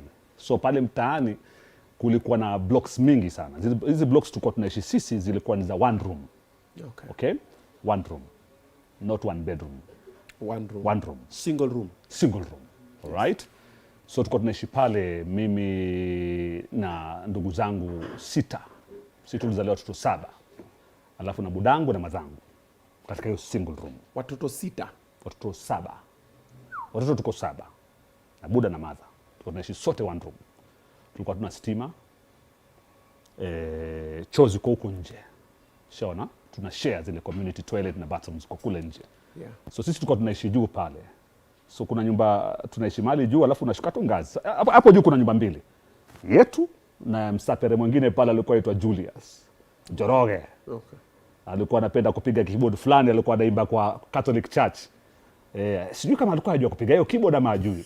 Maana kila siku alikuwa anapiga tu ndo re Bora keyboard bora anapiga. Unashangaa hivi kigani anatafuta na haipati, daily haipati. Anyway, huyo muda alikuwa anaishi peke yake. Julius was slow as hell. So buda tulikuwa hata nakwambia tu ukweli, yani ilikuwa kupata hata 3 meals a day was a miracle to us. 3 meals a day. Breakfast, lunch, supper was a miracle to us. So sisi ni wale wasee tulikuwa tumelelewa una survive tu. As a young boy mimi tulikuwa tumelelewa tu kusurvive. Ukitoka nyumbani utajua vile utakula huko nje. Sometimes unaiba pale kwa vibanda, unaelewa naenda kwa kibanda pale, unajua kibanda kinauza tu mboga na maembe na machungwa. Wewe unakwenda pale unaulizia maziwa ya UHT. Mko na maziwa ya UHT? Hatuna. Hapo ndio best yako, ashachukua maembe, ashaweka. Unaelewa? Mko na Colgate? Hatuna. Sasa hapo ushacheza na ndizi, usha set. Mko kama vijana wawili, mimi msha set pale. Mnatoka mnaenda. So hivyo ndio tulikuwa tuna survive. I'm telling you, ilikuwa inafika paka time unaweza enda mahali unaona maembe zimetupwa pale. Unacheki unaona embe haijaribika sana. Ama imeharibika side moja. So mnachukua pale unakata tu side moja, mnakula hii side nyingine. We survived yani. Kuna kitu ilikuwa inaitwa barigosti, ni amjui size. Barigosti ilikuwa ni vijana wa Mombasa. Unajua ukienda kwa pipa. Kwa pipa, ushaenda kama Dandora hivi kwa mfano. Pale kwa pipa utaona watu wengi wanakusanya. Unaona hao vijana wamesota sana wanakusanya. So kila mtu pale wanatafuta kitu. Kuna mtu anatafuta plastic, kuna mtu anatafuta chuma, kuna mtu anatafuta nini. So sisi tulikuwa tunatafuta barigosti. So barigosti then ilikuwa ni kama unaona Colgate, yes. Ile ya plastic, kulikuwa na ile ya chuma. Ile ilikuwa ni aluminium. Wakati ule ile yenye ulikuwa ukifinya lazima ufinye kwa unaambiwa finya kutoka nyuma. Hiyo sasa ikiisha ilikuwa tunazicollect, unaikunja inakuwa ndogo kama hivi, unaweka kwa mfuko ya ugali ile ya 2 kgs. Ikijaa unapeleka mtaa fulani inaitwa Sparky Mombasa. Inapimwa na mwindi, unapewa shilingi 7 na sumu. Ikijaa bro, unapewa 7.50 cent ikijaa. So that's what we used to do. So ungeona kabisa mimi Mwakideu niko pipani kabisa. So tulikuwa tunavuruga mapipa, unatoka hii pipa unaenda pipa nyingine. And tulikuwa, so when I see young boys wakibeba hizo vitu, huwezi jua wanatafuta nini? Kwa sababu mimi hiyo time nilikuwa natafuta barigosti. So anyway, I want you to understand where we are coming from. Okay. So every day ukifika home umetoka kutafuta barigosti, umetoka kutafuta maembe, usurvived nini, home utapata labda kuna time hata tunapata ugali bro. Imepikwa tu, mother amepika tu ugali, hakuna mboga. Inabidi tu sasa mweke maji na chumvi. Unapiga ugali, unachocha maji na chumvi, unadishi. Bora tumbo ijae. Bora tumbo ijae mlale. Unajua kuna kitu mbaya kama kulala. Wazazi wetu walikuwa kitu mlale tu njaa. So hiyo siku mnaweza survive, lakini usiku bora tumbo ijae. So kila siku nilikuwa na kapo juu kwa hiyo ngazi. Ushaona? Nakaa kwa hiyo ngazi pale juu. Sasa hizo niko kifua wazi. Unajua Mombasa kuna joto kweli. Lakini pia nguo hatuna bro. Mara mingi ungeona na short, una picha nyingi wasiwezi kushare mtandaoni. Tulikuwa tuna short lakini hauna t-shirt ya juu. Si kwamba ati uko vaa haiko. Si ati uko vaa haiko bro. Ni shida. Na mguu chuma. Sisi tulikuwa tunaenda shule mguu chuma. Always. Hakuna viatu. Siku ya kwanza tupata viatu ilikuwa ni vya plastic. Vinanichoma hapa bro. Na unajua Mombasa sandak. Na Mombasa ni joto, vinakuchoma hapa kweli. Bila socks. So ikifika saa 12 pale nishaoga na kaa pale juu pale kwa ngazi. 12 jioni. Jioni. Na kaa pale juu kwa ngazi nishaoga. Mdogo kabisa. Alafu kuna hiyo meli inapita. Doo inapita. Sisi mahali tulikuwa tumekaa kulikuwa na nyumba zingine pale, alafu kuna kichaka, alafu baharini. Shona, sasa ukikaa unaweza una bahari. Ile stream ya maji ile ya bahari. So kila siku saa 12 hapo 12:30 inapita ile meli. Ikipita unaweza kusikia paka bando kwa mbali. Unaweza kusikia kwa mbali sana, unaweza kusikia. Actually wale watu unaweza kuona wadogo pale. Tena napiga naangalia pale kila siku nasema sijakula hapo sasa na ubao bro. Na waangalia nasema hawa ni kina nani hao? Every day wanatesa kina nani hao? Daily wanatesa. Wanapita hapo daily. So anyway, to cut the long story short, of course life happened. Then we moved out from Mikindani. From Chuda tukaenda Mikindani. Bro, tulihama Mikindani bro kwa nyumba ya 2 bedroom bro. Our first move from that house, we went to a 2 bedroom house bro. 2 bedroom na iko na choo na bafu ndani. Big boys. Na iko na steamer bro. Wewe. Hey. Kwani dada alirob bank? Sister yetu mmoja alikuwa anafanya kazi hotel fulani kule Malindi. Alipata kazi tu hotel fulani Malindi pale. Alafu hamna akabarikiwa akaenda majuu Ujerumani. 1995. So yeye ndo alituhamisha. Alisema tu yani mshahara yake kwanza sema tu watu wangu watoke. Tukatoka tukaenda Mikindani bro. Hiyo 2 bedroom iko na stima na iko na choo na bafu ndani na tuko na bedroom yetu sisi wanaume. That was one of the happiest moments of our lives as a family. Yeah. So then life started, of course, happening nini, to cut the long story short. Mimi ndo huyo, shule, nini, kazi, kadhalika. Paka nikakuja paka Nairobi, 2010. So when I came to Nairobi in 2010, my first salary I received, you know, I still used to have that image. Iyo ya kukaa pale, sijakula, niko kifua wazi, niko na njaa, naona tu hiyo doo inapita. Mungu moja sikudanganya. Hiyo image ilikuwa inanist. Mungu moja sikudanganya. Hiyo image haikuwahi kunitoka bro. Haikuwahi kunitoka. So mshahara wangu ya kwanza ilipokuja hivi, mimi nikashika tu simu, nikapiga simu, nikaulizia ile meli ilikuwa inapita pale ilikuwa ni akina nani? Nikaambiwa kumbe ile ni doo. Nikaambiwa ile ni tamarind doo. Ile ni tamarind doo bro. Tamarind, piga simu. Hello, is this tamarind? Yes. Ile meli yenu iko bado? Tukaambiwa iko. Inaenda daily? Tukaambiwa siku hizi haiendi daily. Siku hizi kidogo tourism na kadhalika na nini inaenda Tuesday na Thursday. When can you book me? Kaniambia Thursday tunaweza kukubook. Lakini Thursday ni ya couples. Kasema siwezi enda na mtu hii. Hii safari nanitaka peke yangu. My own couple. Hii safari nanitaka peke yangu. Kaniambia but you know kutakuwa na couples hapo na nini? Niwekeni kwa tamarind doo yenu naja nitalipa. So akaniweka mimi, hello, is this KQ? Hawa ni KQ. Ni book ticket ya Mombasa return. Sharp. Ndani Mombasani, tamarind 12 bro. Kamili. Na shuka na ingia kwa ile tamarind do bro.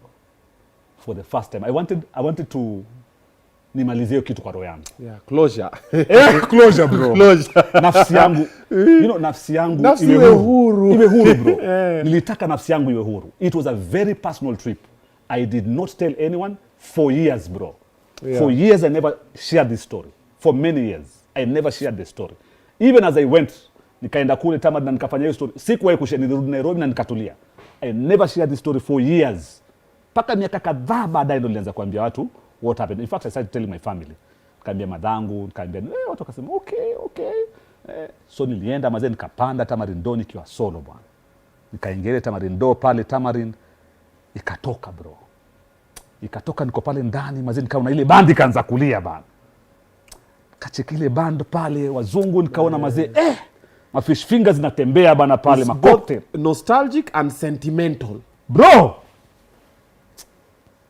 Wewe unasema nini bro? Mnapatiwa madishi nini? Mnapatiwa mafish fingers madishi zinatembea tu ile yani have a bite. Wine zinatembea tu, biting zinatembea tu. Kuna couples wako peke yako. Band inacheza, couples wako pale, wengine wamekaa, wengine wamesimama, pictures wanachukua nini. Inaenda tu. Inaenda nikaona paka Nyali Bridge tunapita Nyali Bridge. You know naumia ino Mombasa. Yeah. Mombasa unajua nimeogelea bahari karibu zote. Nyali Bridge hapo chini tumeogelea. Sisi tukigrow up tuko na mambo mengi sana. Pale Kilifi tumeogelea, Mtwapa hapo chini tumeogelea. Yaani tumeogelea kila mahali. So tunapita pale Nyali Bridge chini. Nikaona tunaenda huko, tunaelekea kufika mahali nilikuwa nimekaa pale juu bro. Naona hiyo tamarind, hiyo doo inakuja, tunaelekea kufika mahali nilikuwa nimekaa nikiwa Mtoi. Yeah. Bro mazee ilipofika pale mazee niko ndani sasa ya doo. Naona nyumba yetu ndio ile block 69 bro. Doo number 3 ngazi yetu ndio ile. Najiona nimekaa pale. That was one of the most emotional moments. You know, nobody knew what was going on. Nilikuwa nimesimama tu nimeshikilia hiyo doo hivi najiangalia. Band inacheza, fish fingers zinapita, wine zinapita. Niko ndani bro. Siko pale na njaa, kifua wazi, sijui kama nitakula nini. Niko hapa ndani. And you can afford it. And I can afford it. God bro. Machozi tu bro. Nikiwa solo bana. Machozi tu nikiwa solo bana. Story yako bro. Hebu acha tuende break. Machozi tu bro nikiwa solo.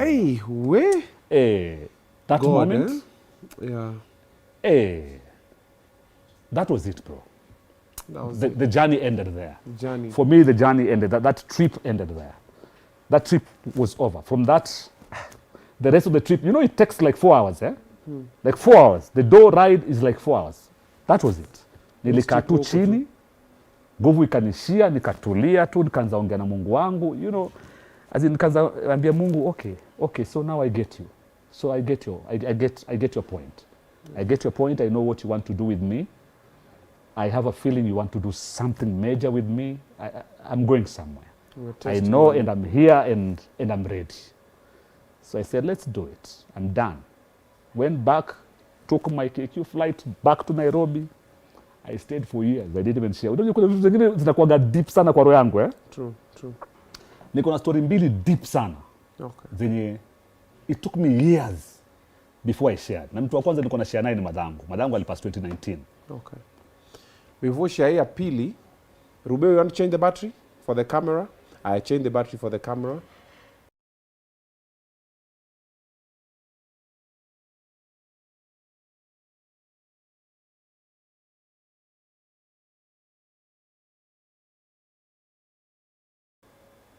Haya, tuko sawa.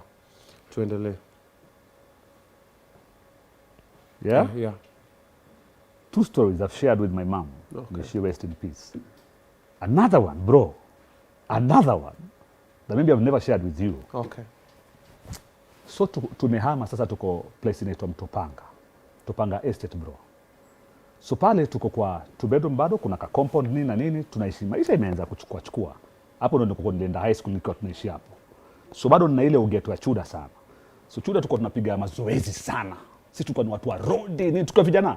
Sababu chuda vitu ni mbili, either uko boxing ama uko boli, unaelewa? Ama mnapigana tu vita daily. Unaelewa? So my role model ni Wezi. Hapo chini kwetu bro kulikuwa na mwizi bro. Alikuwa wanted dead or alive. Nakwambia kweli. Hapo chini kwetu neighbor wetu. In fact alikuwa wanted dead or alive na kauliwa, akapigwa risasi akadedishwa. So alikuwa anaandika paka kwa magazeti. Alikuwa anaiba mabank nini, alikuwa na bunduki. Hizo time ana bunduki na kadhalika. Nani neighbor wetu hapa? Mimi ndo alikuwa ananituma kwenda kununua bangi. Alikuwa ananipenda, ananituma because mimi ni bamdogo, siwezi shikwa na polisi. Namletea bangi, wanavuta nini, nakaa nao, niko na wadumaya, nasema mimi nitakuja kuwa kama huyu.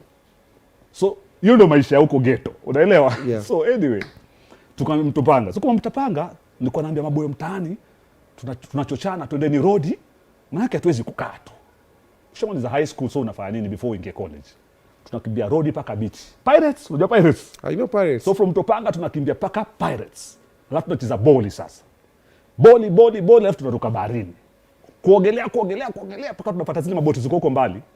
Tushika maboti tunaanza kuruka zile kudive, machomo, kuruka somersault nini, hizo ndo zetu. Tukimaliza tunaogelea tena paka ufuoni, tunachukua boli yetu tunakimbia tena paka Mtopanga. Ilikuwa ni zoezi daily bro. So ikafika siku, the body, all of us were tired. I don't know what particular day that was, but most of us were tired. Hata kukimbia kwenda beach tulikuwa tumechoka. Cheza boli kidogo, watu wengi majesha jamaa tuogelee, sawa. Tukaingia kuogelea bro. Sisi ndo hao.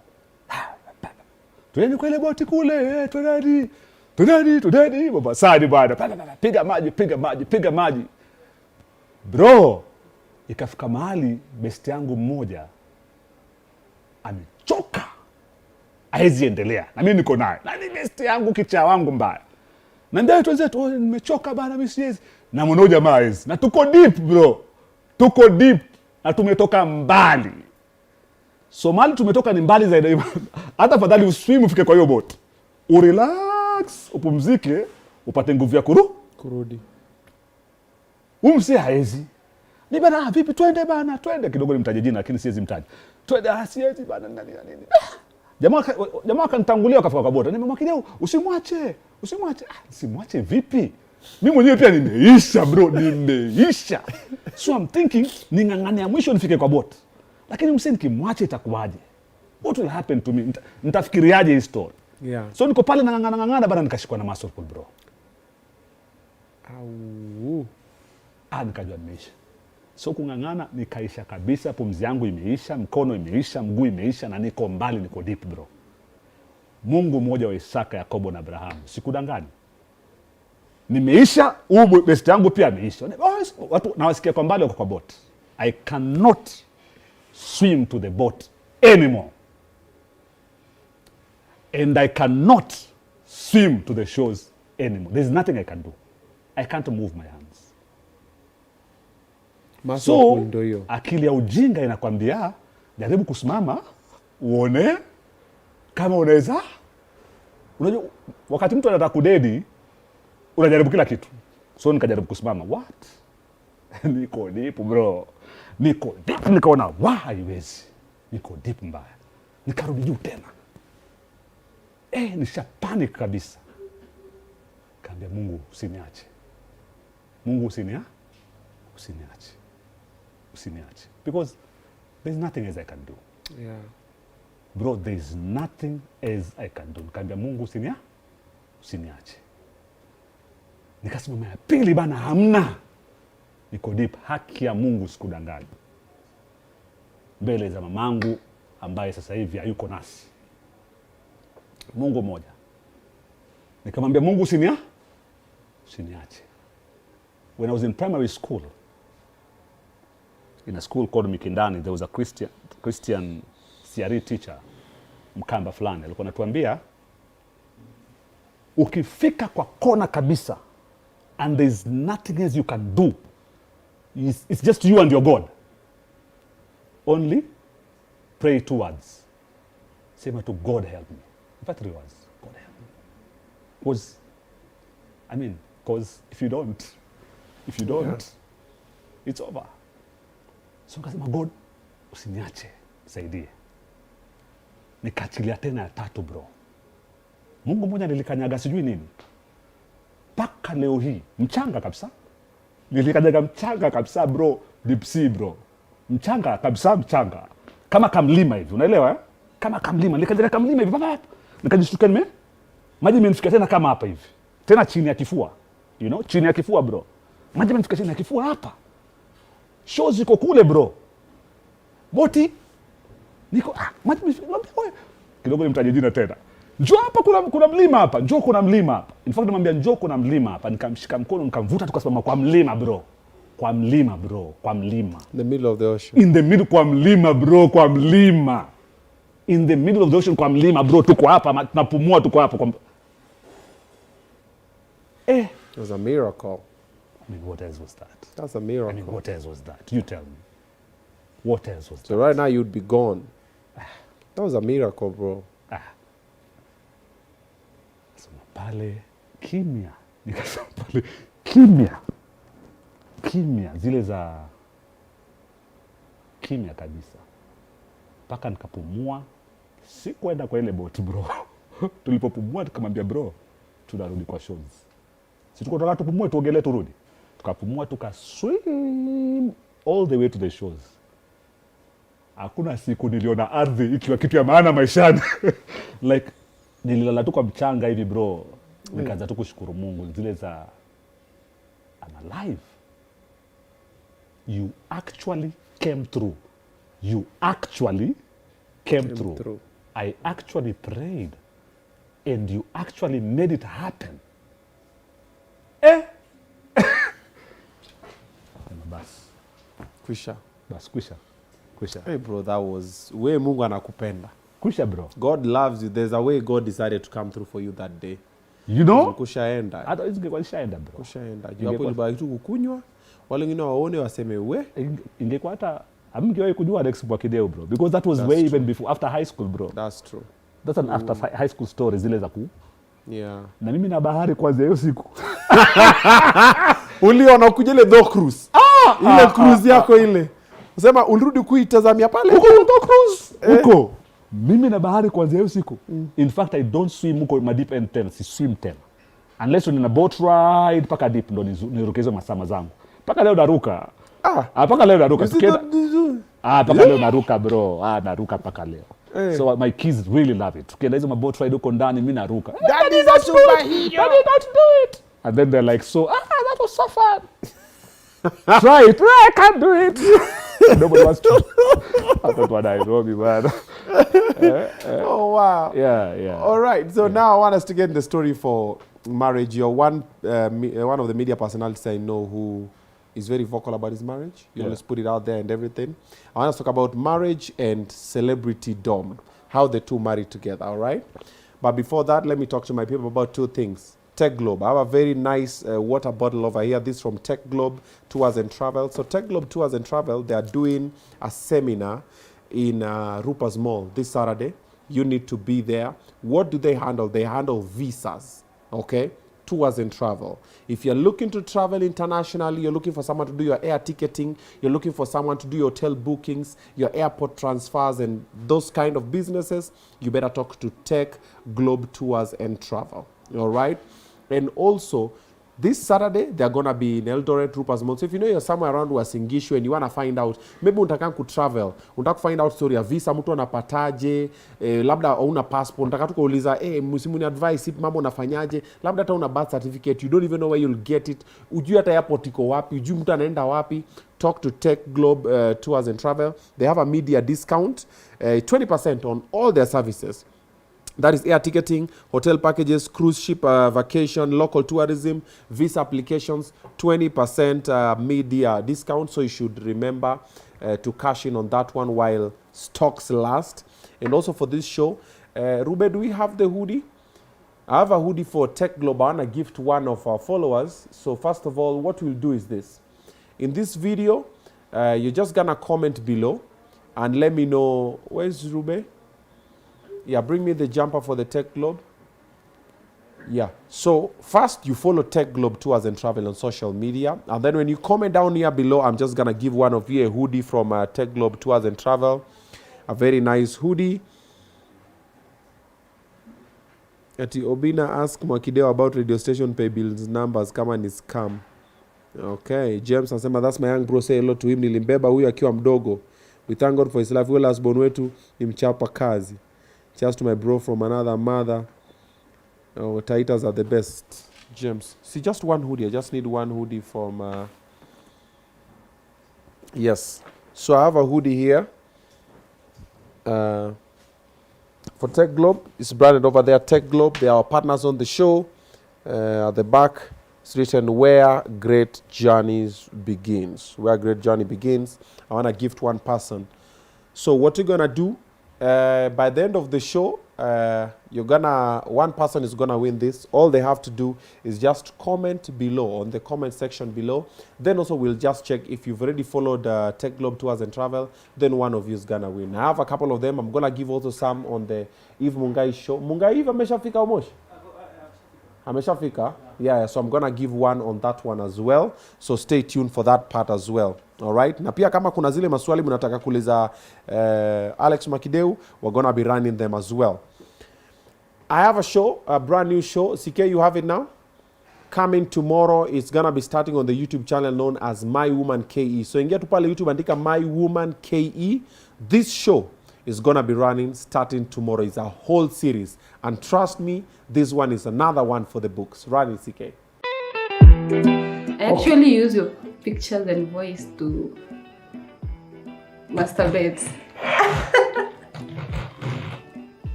Hapa tunaangalia wasichana wamekuja wanataka bwana. Na bwana sasa ni bwana hivi. Tunachukua bwana ni Obinna. Sasa wewe pia umekuja huku kutafuta bibi, kwani mimi ni mtungi ya gas huko umeniacha kwa nyumba? Yes, I'm here. Pia mimi naye nimekuja kujaribu kukutafuta. Kipenzi cha moyo sweetheart. Siwezi kuachilia uende. Umekuja hapa kufanya nini? Uchunguzi unataka kuniibia bwana, na tangu nimewaona. Uzuri nimechoma huko ni mimi ndio wife. Basi wajitetee wakuwe ma side chick. Oh. An ashtray, please. Yeah. Okay. Yeah. I mean, these.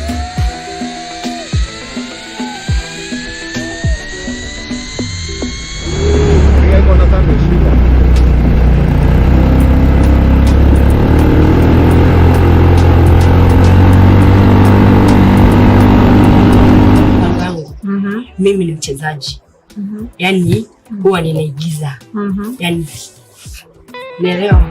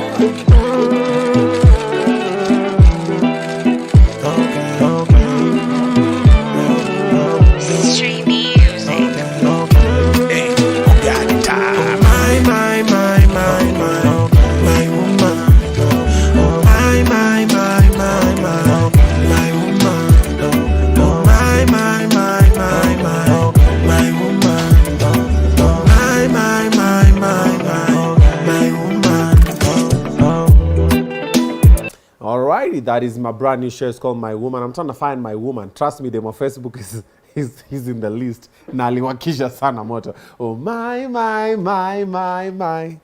woman. All right, so that show is dropping tomorrow. It's a whole series. So episode 1 is on tomorrow. YouTube page is My Woman. While that is happening, this July, we are starting our tour. Myself, them on Facebook are coming through, and we've narrowed down to 5 major towns. Awando, tickets zao wamenunua kununua. Narok, Kisii, Eldoret, Kitale, and Mombasa. Narok, Kisii, Eldoret, Kitale, and Mombasa. So if you know in these 4 towns and you haven't bought your ticket, you should consider doing so, because this July we're coming through, and we're coming through heavy. We'll let you know where we are starting, which town we're starting with. So ingia pale www.madfan.com, and then you get your ticket over there. And also the sponsors or the partners who want to go with us on this tour, we're going around the country. We're going to about 15 different towns. There's still a shot for it. Just email me, tvobinna@gmail.com. We see how we can work together and make this a reality. You want to come through for transport, logistics, accommodation, or you just want to give us some money, take your brand with us, because this is going to be a big deal. It's comedy. We're going to make people laugh. And after laughing, we're going to sit down on Obinna Show live with the governor or the MP or the MC of that area, and we're going to have a conversation, and it's going to be a live show. We are hoping by the grace of the Lord that is going to come to pass. And after this, we finish. We're going to Australia. After Australia, I want to go to UK. We're going to US. We're going all around. And also Gulf, Saudi, Bahrain, Dubai, Saudi, and the likes. Tunakuja mpaka Lebanon. Tunapanga, pole, tunapanga. And also, if you have the connects for those places, just let me know on my DM or on my email, and then we make it possible. All right, we're coming around. Get your ticket. Only limited tickets available. There will be no tickets being sold at the gate. Saujipange. My brother. Yeah, what's up, bro? Marriage life and celebrity life. You are trying to manage yours. Tunaona kidogo una manage vizuri. What's the secret? We're going to talk about that. But let's start with, you've been married for how long? Tunaona kidogo una manage vizuri. Tunaona kidogo una manage vizuri. What do you mean vizuri? Tunaona kidogo? No, si chenye tunaona, what we see. We are seeing a little, we are not seeing your whole marriage life, but we are seeing a bit of what you're doing, what you show us. Okay. We don't see. Tunaona kidogo una manage vizuri. Yaani kwa Kiswahili ni kama we can see you trying. No. Tunaona kidogo una manage vizuri. Ningesema kidogo unajaribu, kutry. Una manage. Na manage. Yes. Si niko bado. Huko ndio, lakini si naona kile unatuonyesha. Kidogo umepost kidogo. Tena kidogo. No, you see what marriage is very simple. Mimi huambiaga watu kitu kimoja, kwamba makosa ya vijana wengi siku hizi, especially when you talk about marriage, is wewe una fall in love. Wewe una fall in love, alafu unataka kuwa na mtu ambaye umefall naye in love. Unaelewa Wewe ukifall in love na unataka kuwa na mtu umefall naye in love, uishi naye milele. Sawa, nitawatakia kila laheri, lakini unajua when you fall in love, you can also easily fall out of love. You can fall in and fall out. What happens is, kitu natakana ifanyike ni ugrow in love. Ugrow in love. Sio fall in love, ugrow in love. Growing in love means, hata mkioana bro, ukienda pale kanisani, hata wewe mwenyewe unajua maneno ya kanisani pale huwa ni Obinna, do you take them on Facebook to the unlawfully wedded wife? To me, Ambare for the example. Are you getting? To me, Ambare for the example. Unajua pasi hata yeye kuuliza ati Obinna, do you love this woman? No. By the way. Do you take? By the way. Obinna, do you take? Yeah. Nasema yes I do. Yes I do. Through you think and nini unasema yes I do. Yes I do. Through what unasema yes I do. Yeah. Chelewa, akunaga do you love this woman? How do you feel about Huwa ni choices. You must make a choice as a man. Yeah. That I have decided yes I do. Inamaanisha umeniuliza kama niko tayari kwa shida dara kukana huyu. Nimesema sawa, niko tayari. So it's a choice you make as a man. And when you make a choice, then you start growing with that person. Sure, so sio mambo ya hakuna love pale. That's why hata kwa ninyo yako ya marriage certificate hakuna mambo ya love sana. Ni choice. So choice kama mwanamume ukiamua kitu, unakishikilia na unasonga nacho. So hiyo kwanza ndio kitu mimi nishikilia mimi. Okay. Mimi niliamua kukaa na Mariamu.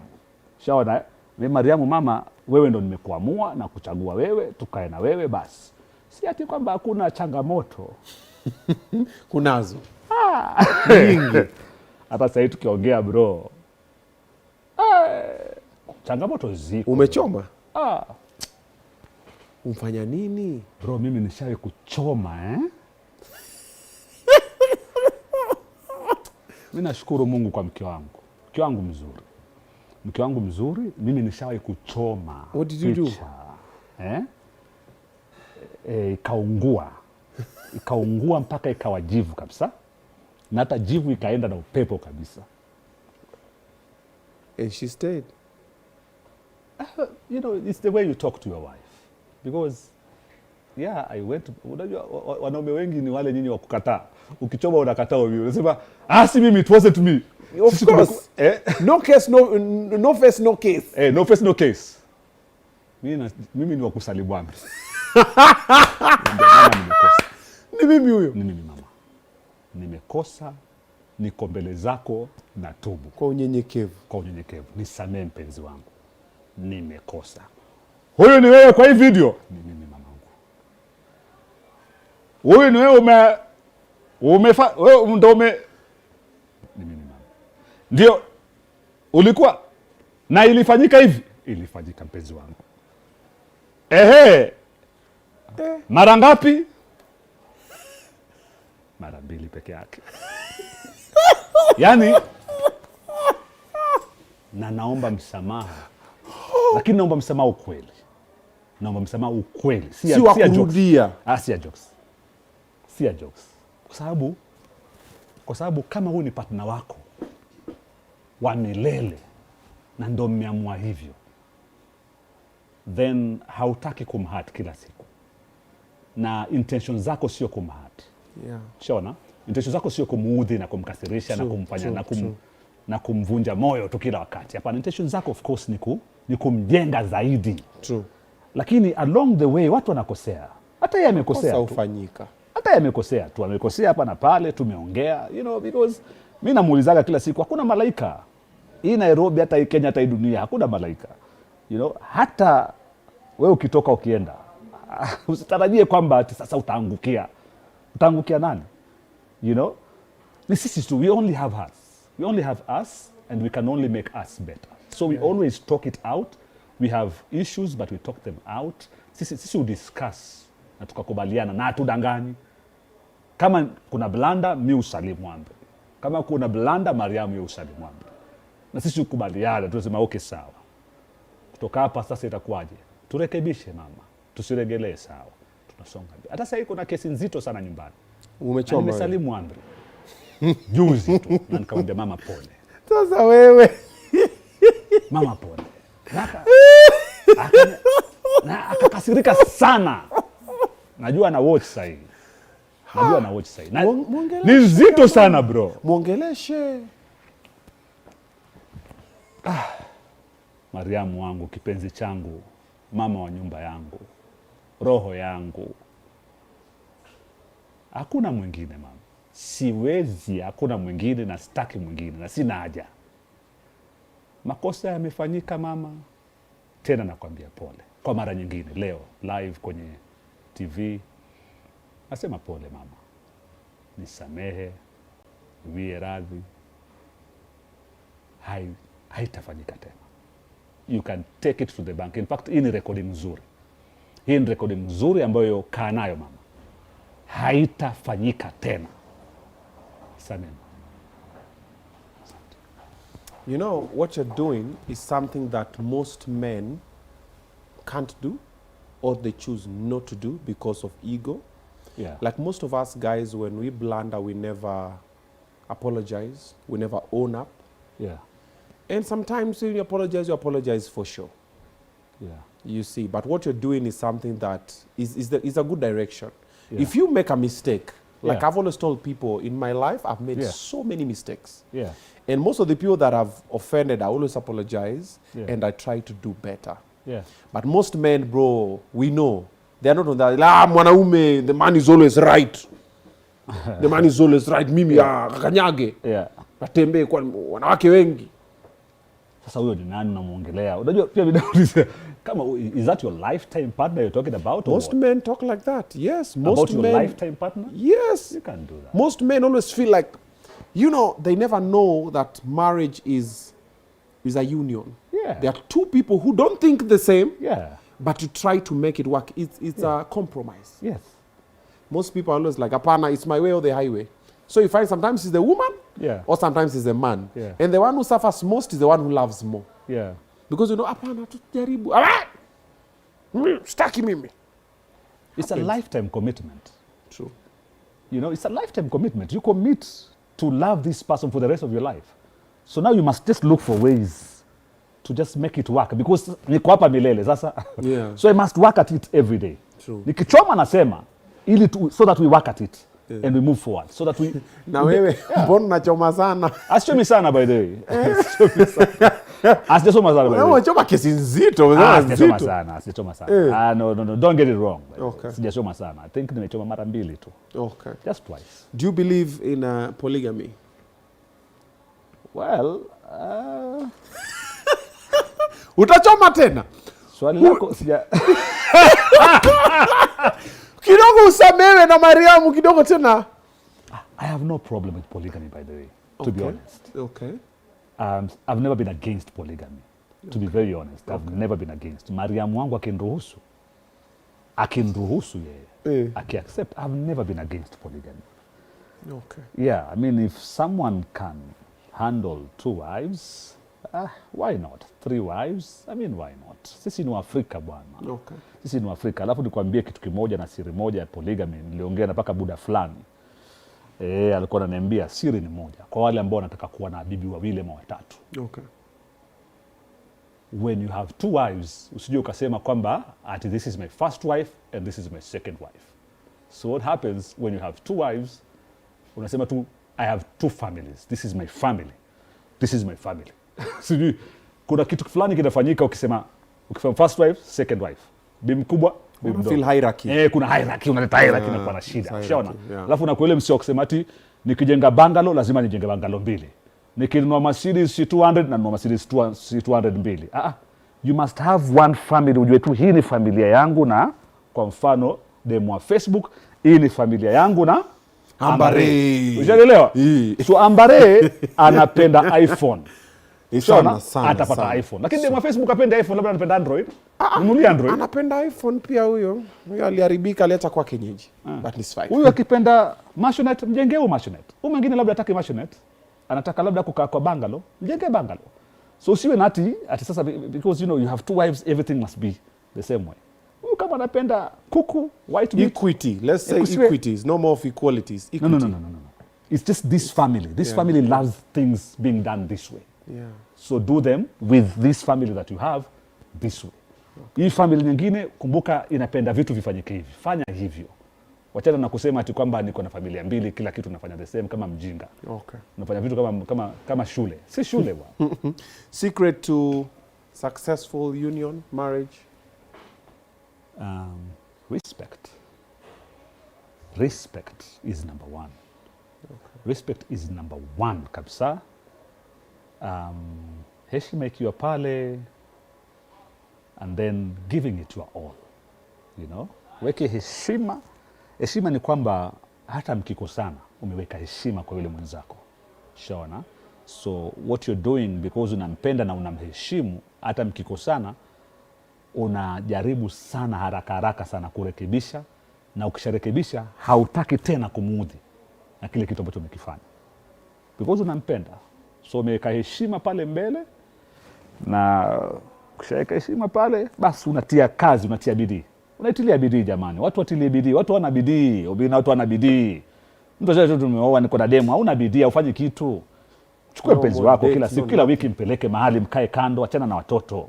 Take your wife somewhere, Kaa naye, mwambia dress up, let's go for dinner. Drive, go for dinner, no photos, no anything. Hakuna mambo ya mtandao kila saa. Kaa naye, mcheke like the old good days.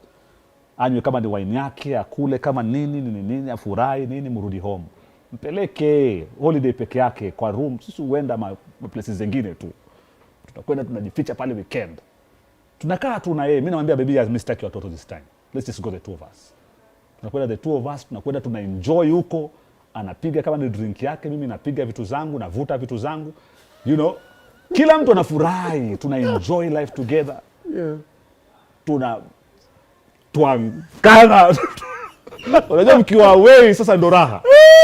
Unajua away matches siku zote mnafurahi. Away matches ndio inabamba. You know, then driving even back unafurahi sana.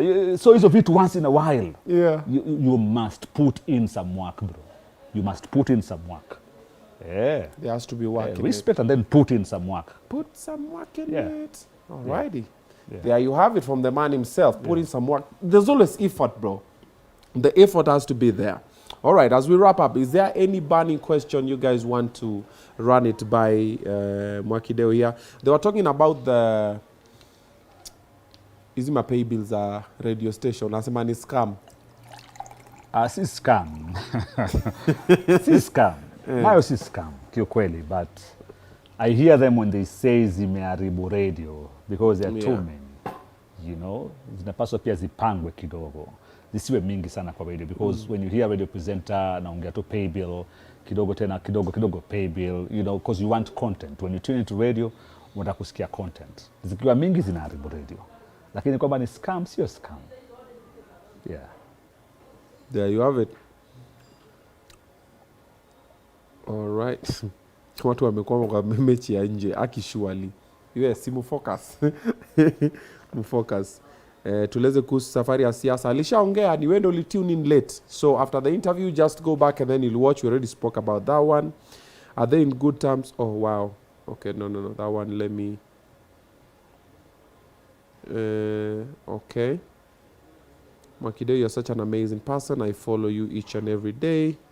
You inspire me a lot. I'm also pursuing journalism. I wish one day I'll be where you are. Keep moving. Hizo ni heko zako. Black Beauty TV is here Freemason. Ati? Uko Freemason we? Niko Freemason? Mimi nimeokoka. Black Beauty TV ndo anatuma hapa. Mimi niliokoka on the 19th of April, the year 2001, at exactly 3:55 p.m. on a Tuesday at ACK Church Cathedral, Mombasa. Okay. So mambo ya Freemason sahau kabisa. Okay. Naongea na wangwana. Asiogeda ukua. Michael Gitobu anasema Pampered Village. We spoke about that one also. You came late in the interview. Go back and check it out. Okay. We love Dimbela. Nampenda zaidi. Huyo ndo mpenzi wangu. Dimbela. Unajua ulikuwa unamwita Mariamu. Napenda kumwita Mariamu. Mtandaoni anajiita Dimbela. Okay. Mtoto msupa kitu, mtoto msafi, mtoto wa Kitaita. Yeah, we get the point. Mtoto kitu. Mtoto msafi. We get it. Mtoto rangi imeshika. It's fine. Umbo liko sawa. Kimo cha bata. Mtoto tu msafi full. Si umwambie. Mtoto msafi. Mtoto breakfast, mtoto lunch, mtoto supper. Mtoto full yani. Mtoto buffet. Mtoto buffet bro. Mtoto a la carte. Unakaa hapo nje unaangalia hivi unasema yenyewe nyumbani niko na mali safi. Niko na mali safi bro. Okay. Niko na mali safi bro. Nimwambia nilikuwa nataka akuje leo. Akasema nilikuwa nataka akuje sana. Unarudi kumpata, mfikishe salamu zetu. Tamfikishie. Wanauliza kama unavuta bangi. Kama navuta bangi. Wanauliza aje? Askizi, haelewi. Kuna shida kidogo. Maswali yao sijasikia. Kuna shida kidogo. All right.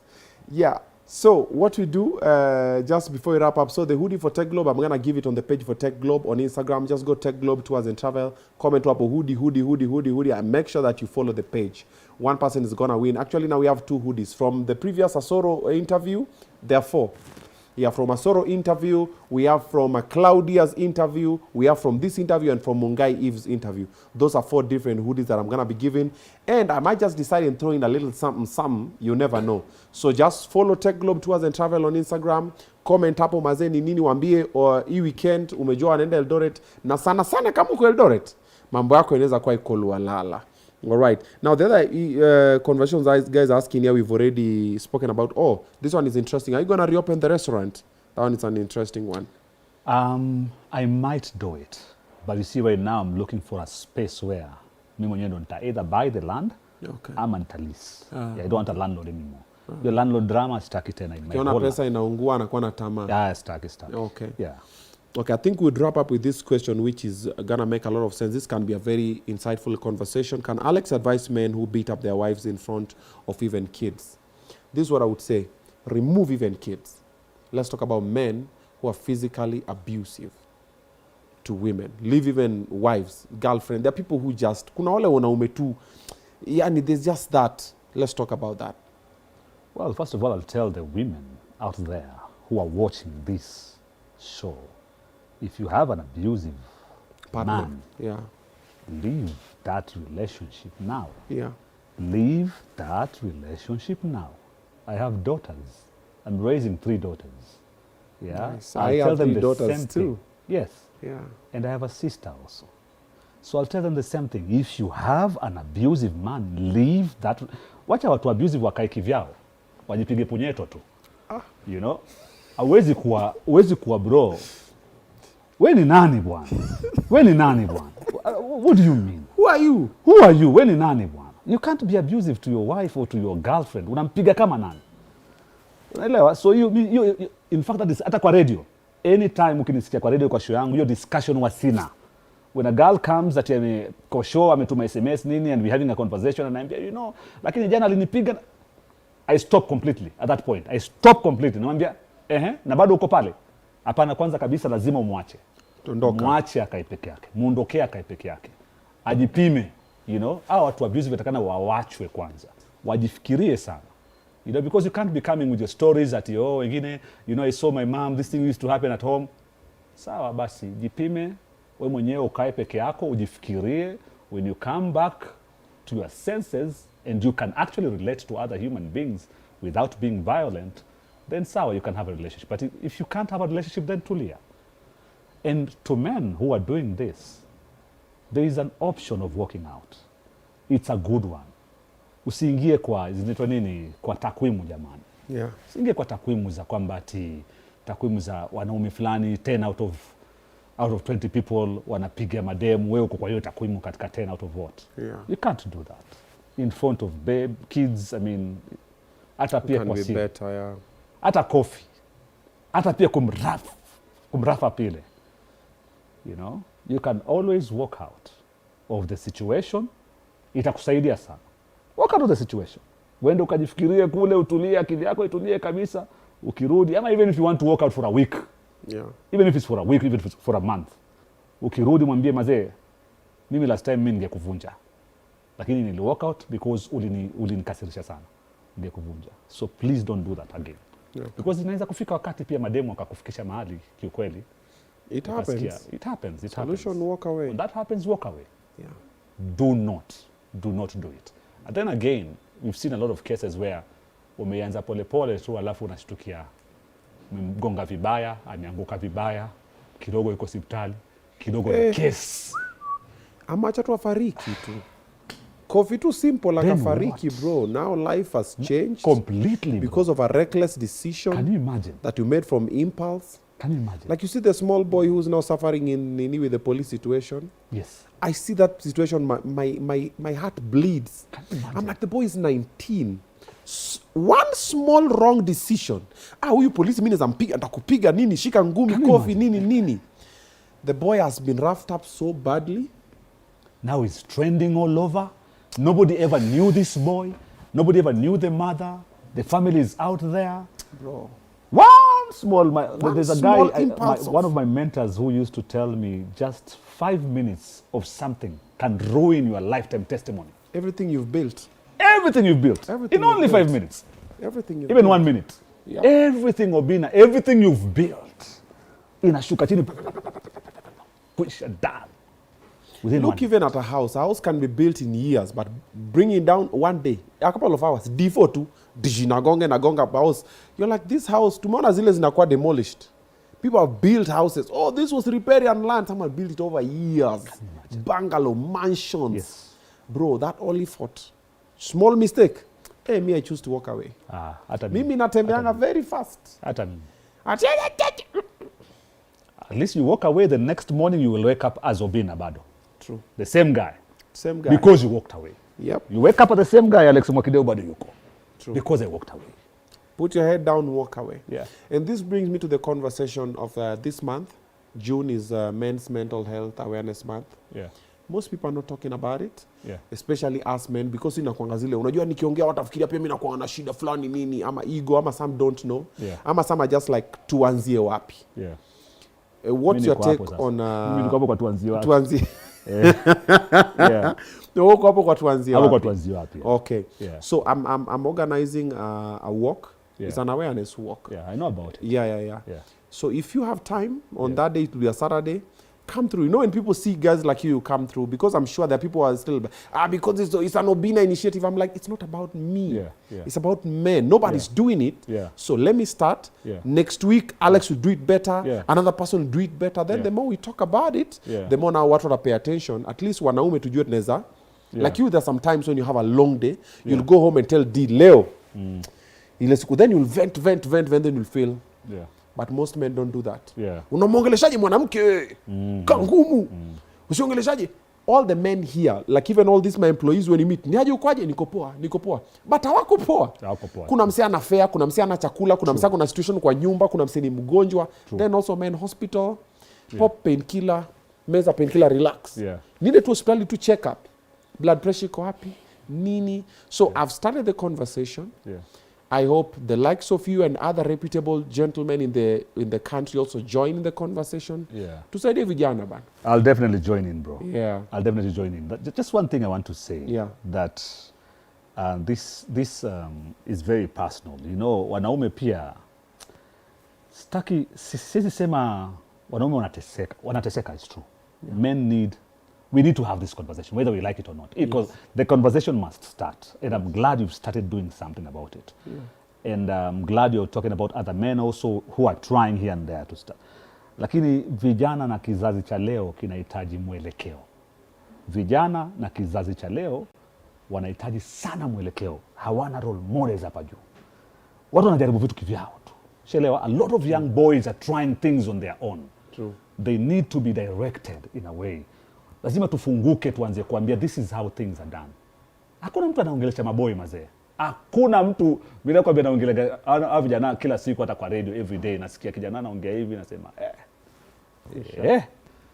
I try to do it kwa show yangu kidogo kuongea nao watu na inakuwa aired na kadhalika, lakini vijana wanataka kuongeleshwa sana. You know, like this conversation that we've started isiishi. And even if you can do a whole show, you know, just to direct people how things are supposed to be done, how you're supposed to relate to a woman, you understand? You can't how be to groom yourself as a man, how to talk, how to behave as a man, how to dress, because we don't even know that, bro. Yeah. Men are just... Yeah. Especially the young generation. That's why we're here, bro. Yeah. I've started, you start it, another man starts it, then we move. Because one interview will not change. But if we have 20 interviews, there's someone who does not watch me, they'll watch it on your platform. True. There's someone who does not watch you, they'll watch another person's platform. True. And even if you come for the idea behind that work that I'm doing, you see all the men I'm inviting. I'm just telling men kujeni. You'll find that 99% of those men have situations. But they're not talking about them. But if you look at them on that day, they will look very okay. But now creating that awareness, then from there, we'll urge men. You'll take probably 10 men under your wing. Burale, myself, Jalango, Nani. You can guide them from a distance. And even if you say once a week, you'll be doing on your channel something about male grooming. Leo unaambia watu niaje kunyoa ndevu mazee unanyoa hivi. Next week unasema this week mimi naongea na wanaume kushawa unashawa hivi. Nini Burala anafanya yake, mimi nafanya yangu. Utapata we are starting to guide a generation that is getting lost because like you've said nobody is talking to them because vijana wako sawa. So vijana wajipange mazee strong bro. We skuma. Nini shika bangi kidogo pige kusimamisha akili nini kidogo. So we have a lot of men who are getting lost because nobody's talking to them.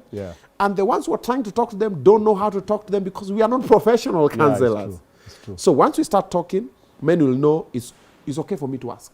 I'd be very glad if these guys come and ask me, bro, unafanyaje mazee usinuke jasho? I'd be very glad because nakuita nikupange nikwambia niaje kuna kitu dio unabai unafanya hivi buy kale ka color refillable nilikuwa nimeanza nayo unapaka kidogo unanukia fiti then always beba t-shirt ukivaa shirt kani official kama hii It's a very simple technique that most other people don't know. Wear another t-shirt inside. Yeah, white tena. Yes. Hata kama ni black, but isikuwe na ile smudge ya sweat hapa kwa armpit. But others don't know. Amevaa tu shati, ametoka nayo, but mimi nitakupatia technique kidogo. Kidogo, yeah. But if they ask, but men are not asking. Mimi nimejua. You see even the way we handle ladies, bro. Yeah.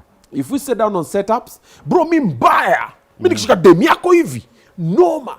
By that time, I don't know that I don't know because ladies also know how to praise people. Unatoka hapo unasema mimi mbaya. Kumbe you don't know nothing. It's true. Because we don't talk. Yeah.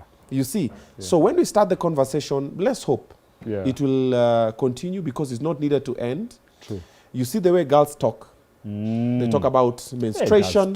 They talk about relationships. They talk about work. Yes. Men sisi tunajiamini. Bro. Mimi niko fiti and then I'm the best and then yeah.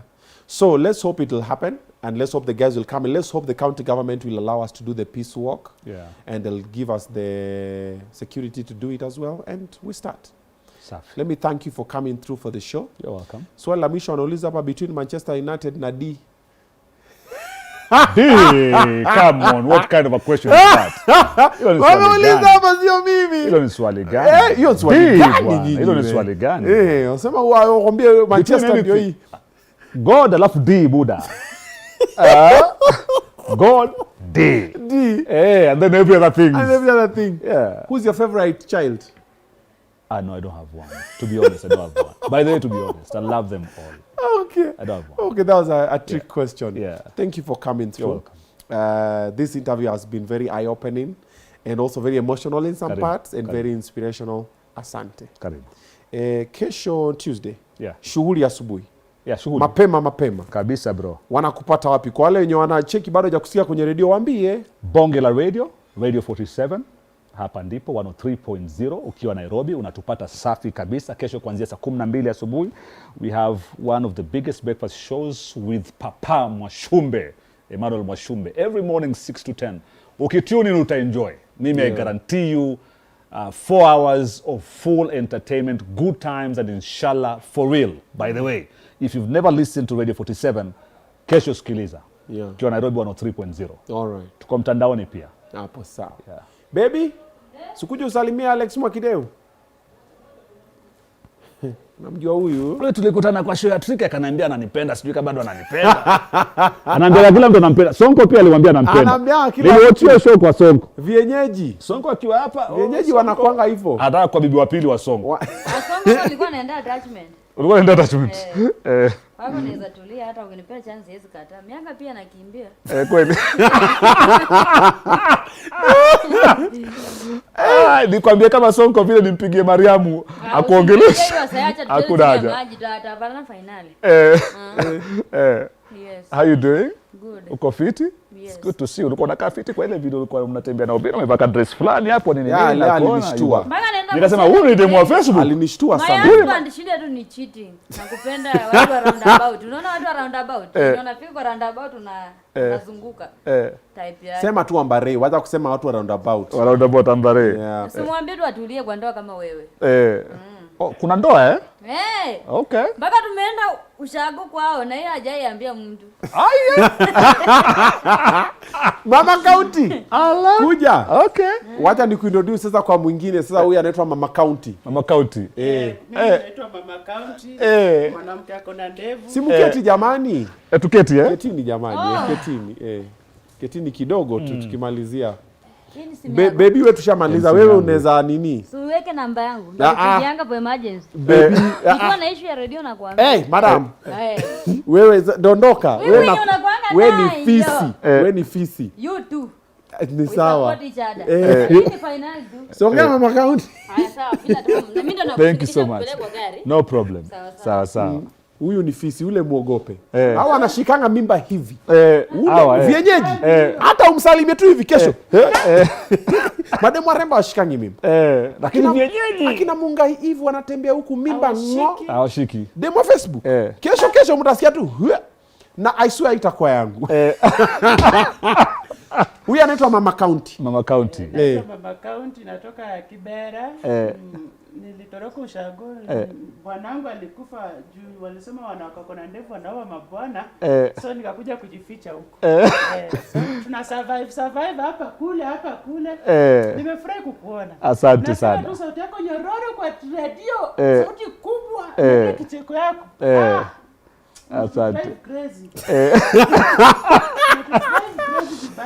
Kabisa. Yes. Asante. Sisi tuko tu hapa tunadekeza. Na niko hapa kuguide dem wa Facebook. Kuna saa napoteanga namrudisha kwa line. Okay. Akiona msichana mrembo akifanywa interview na Obinna na kasirika, so najaribu kumcool down. Hiyo kazi yangu kama madhailo na mcool down Asibwakni.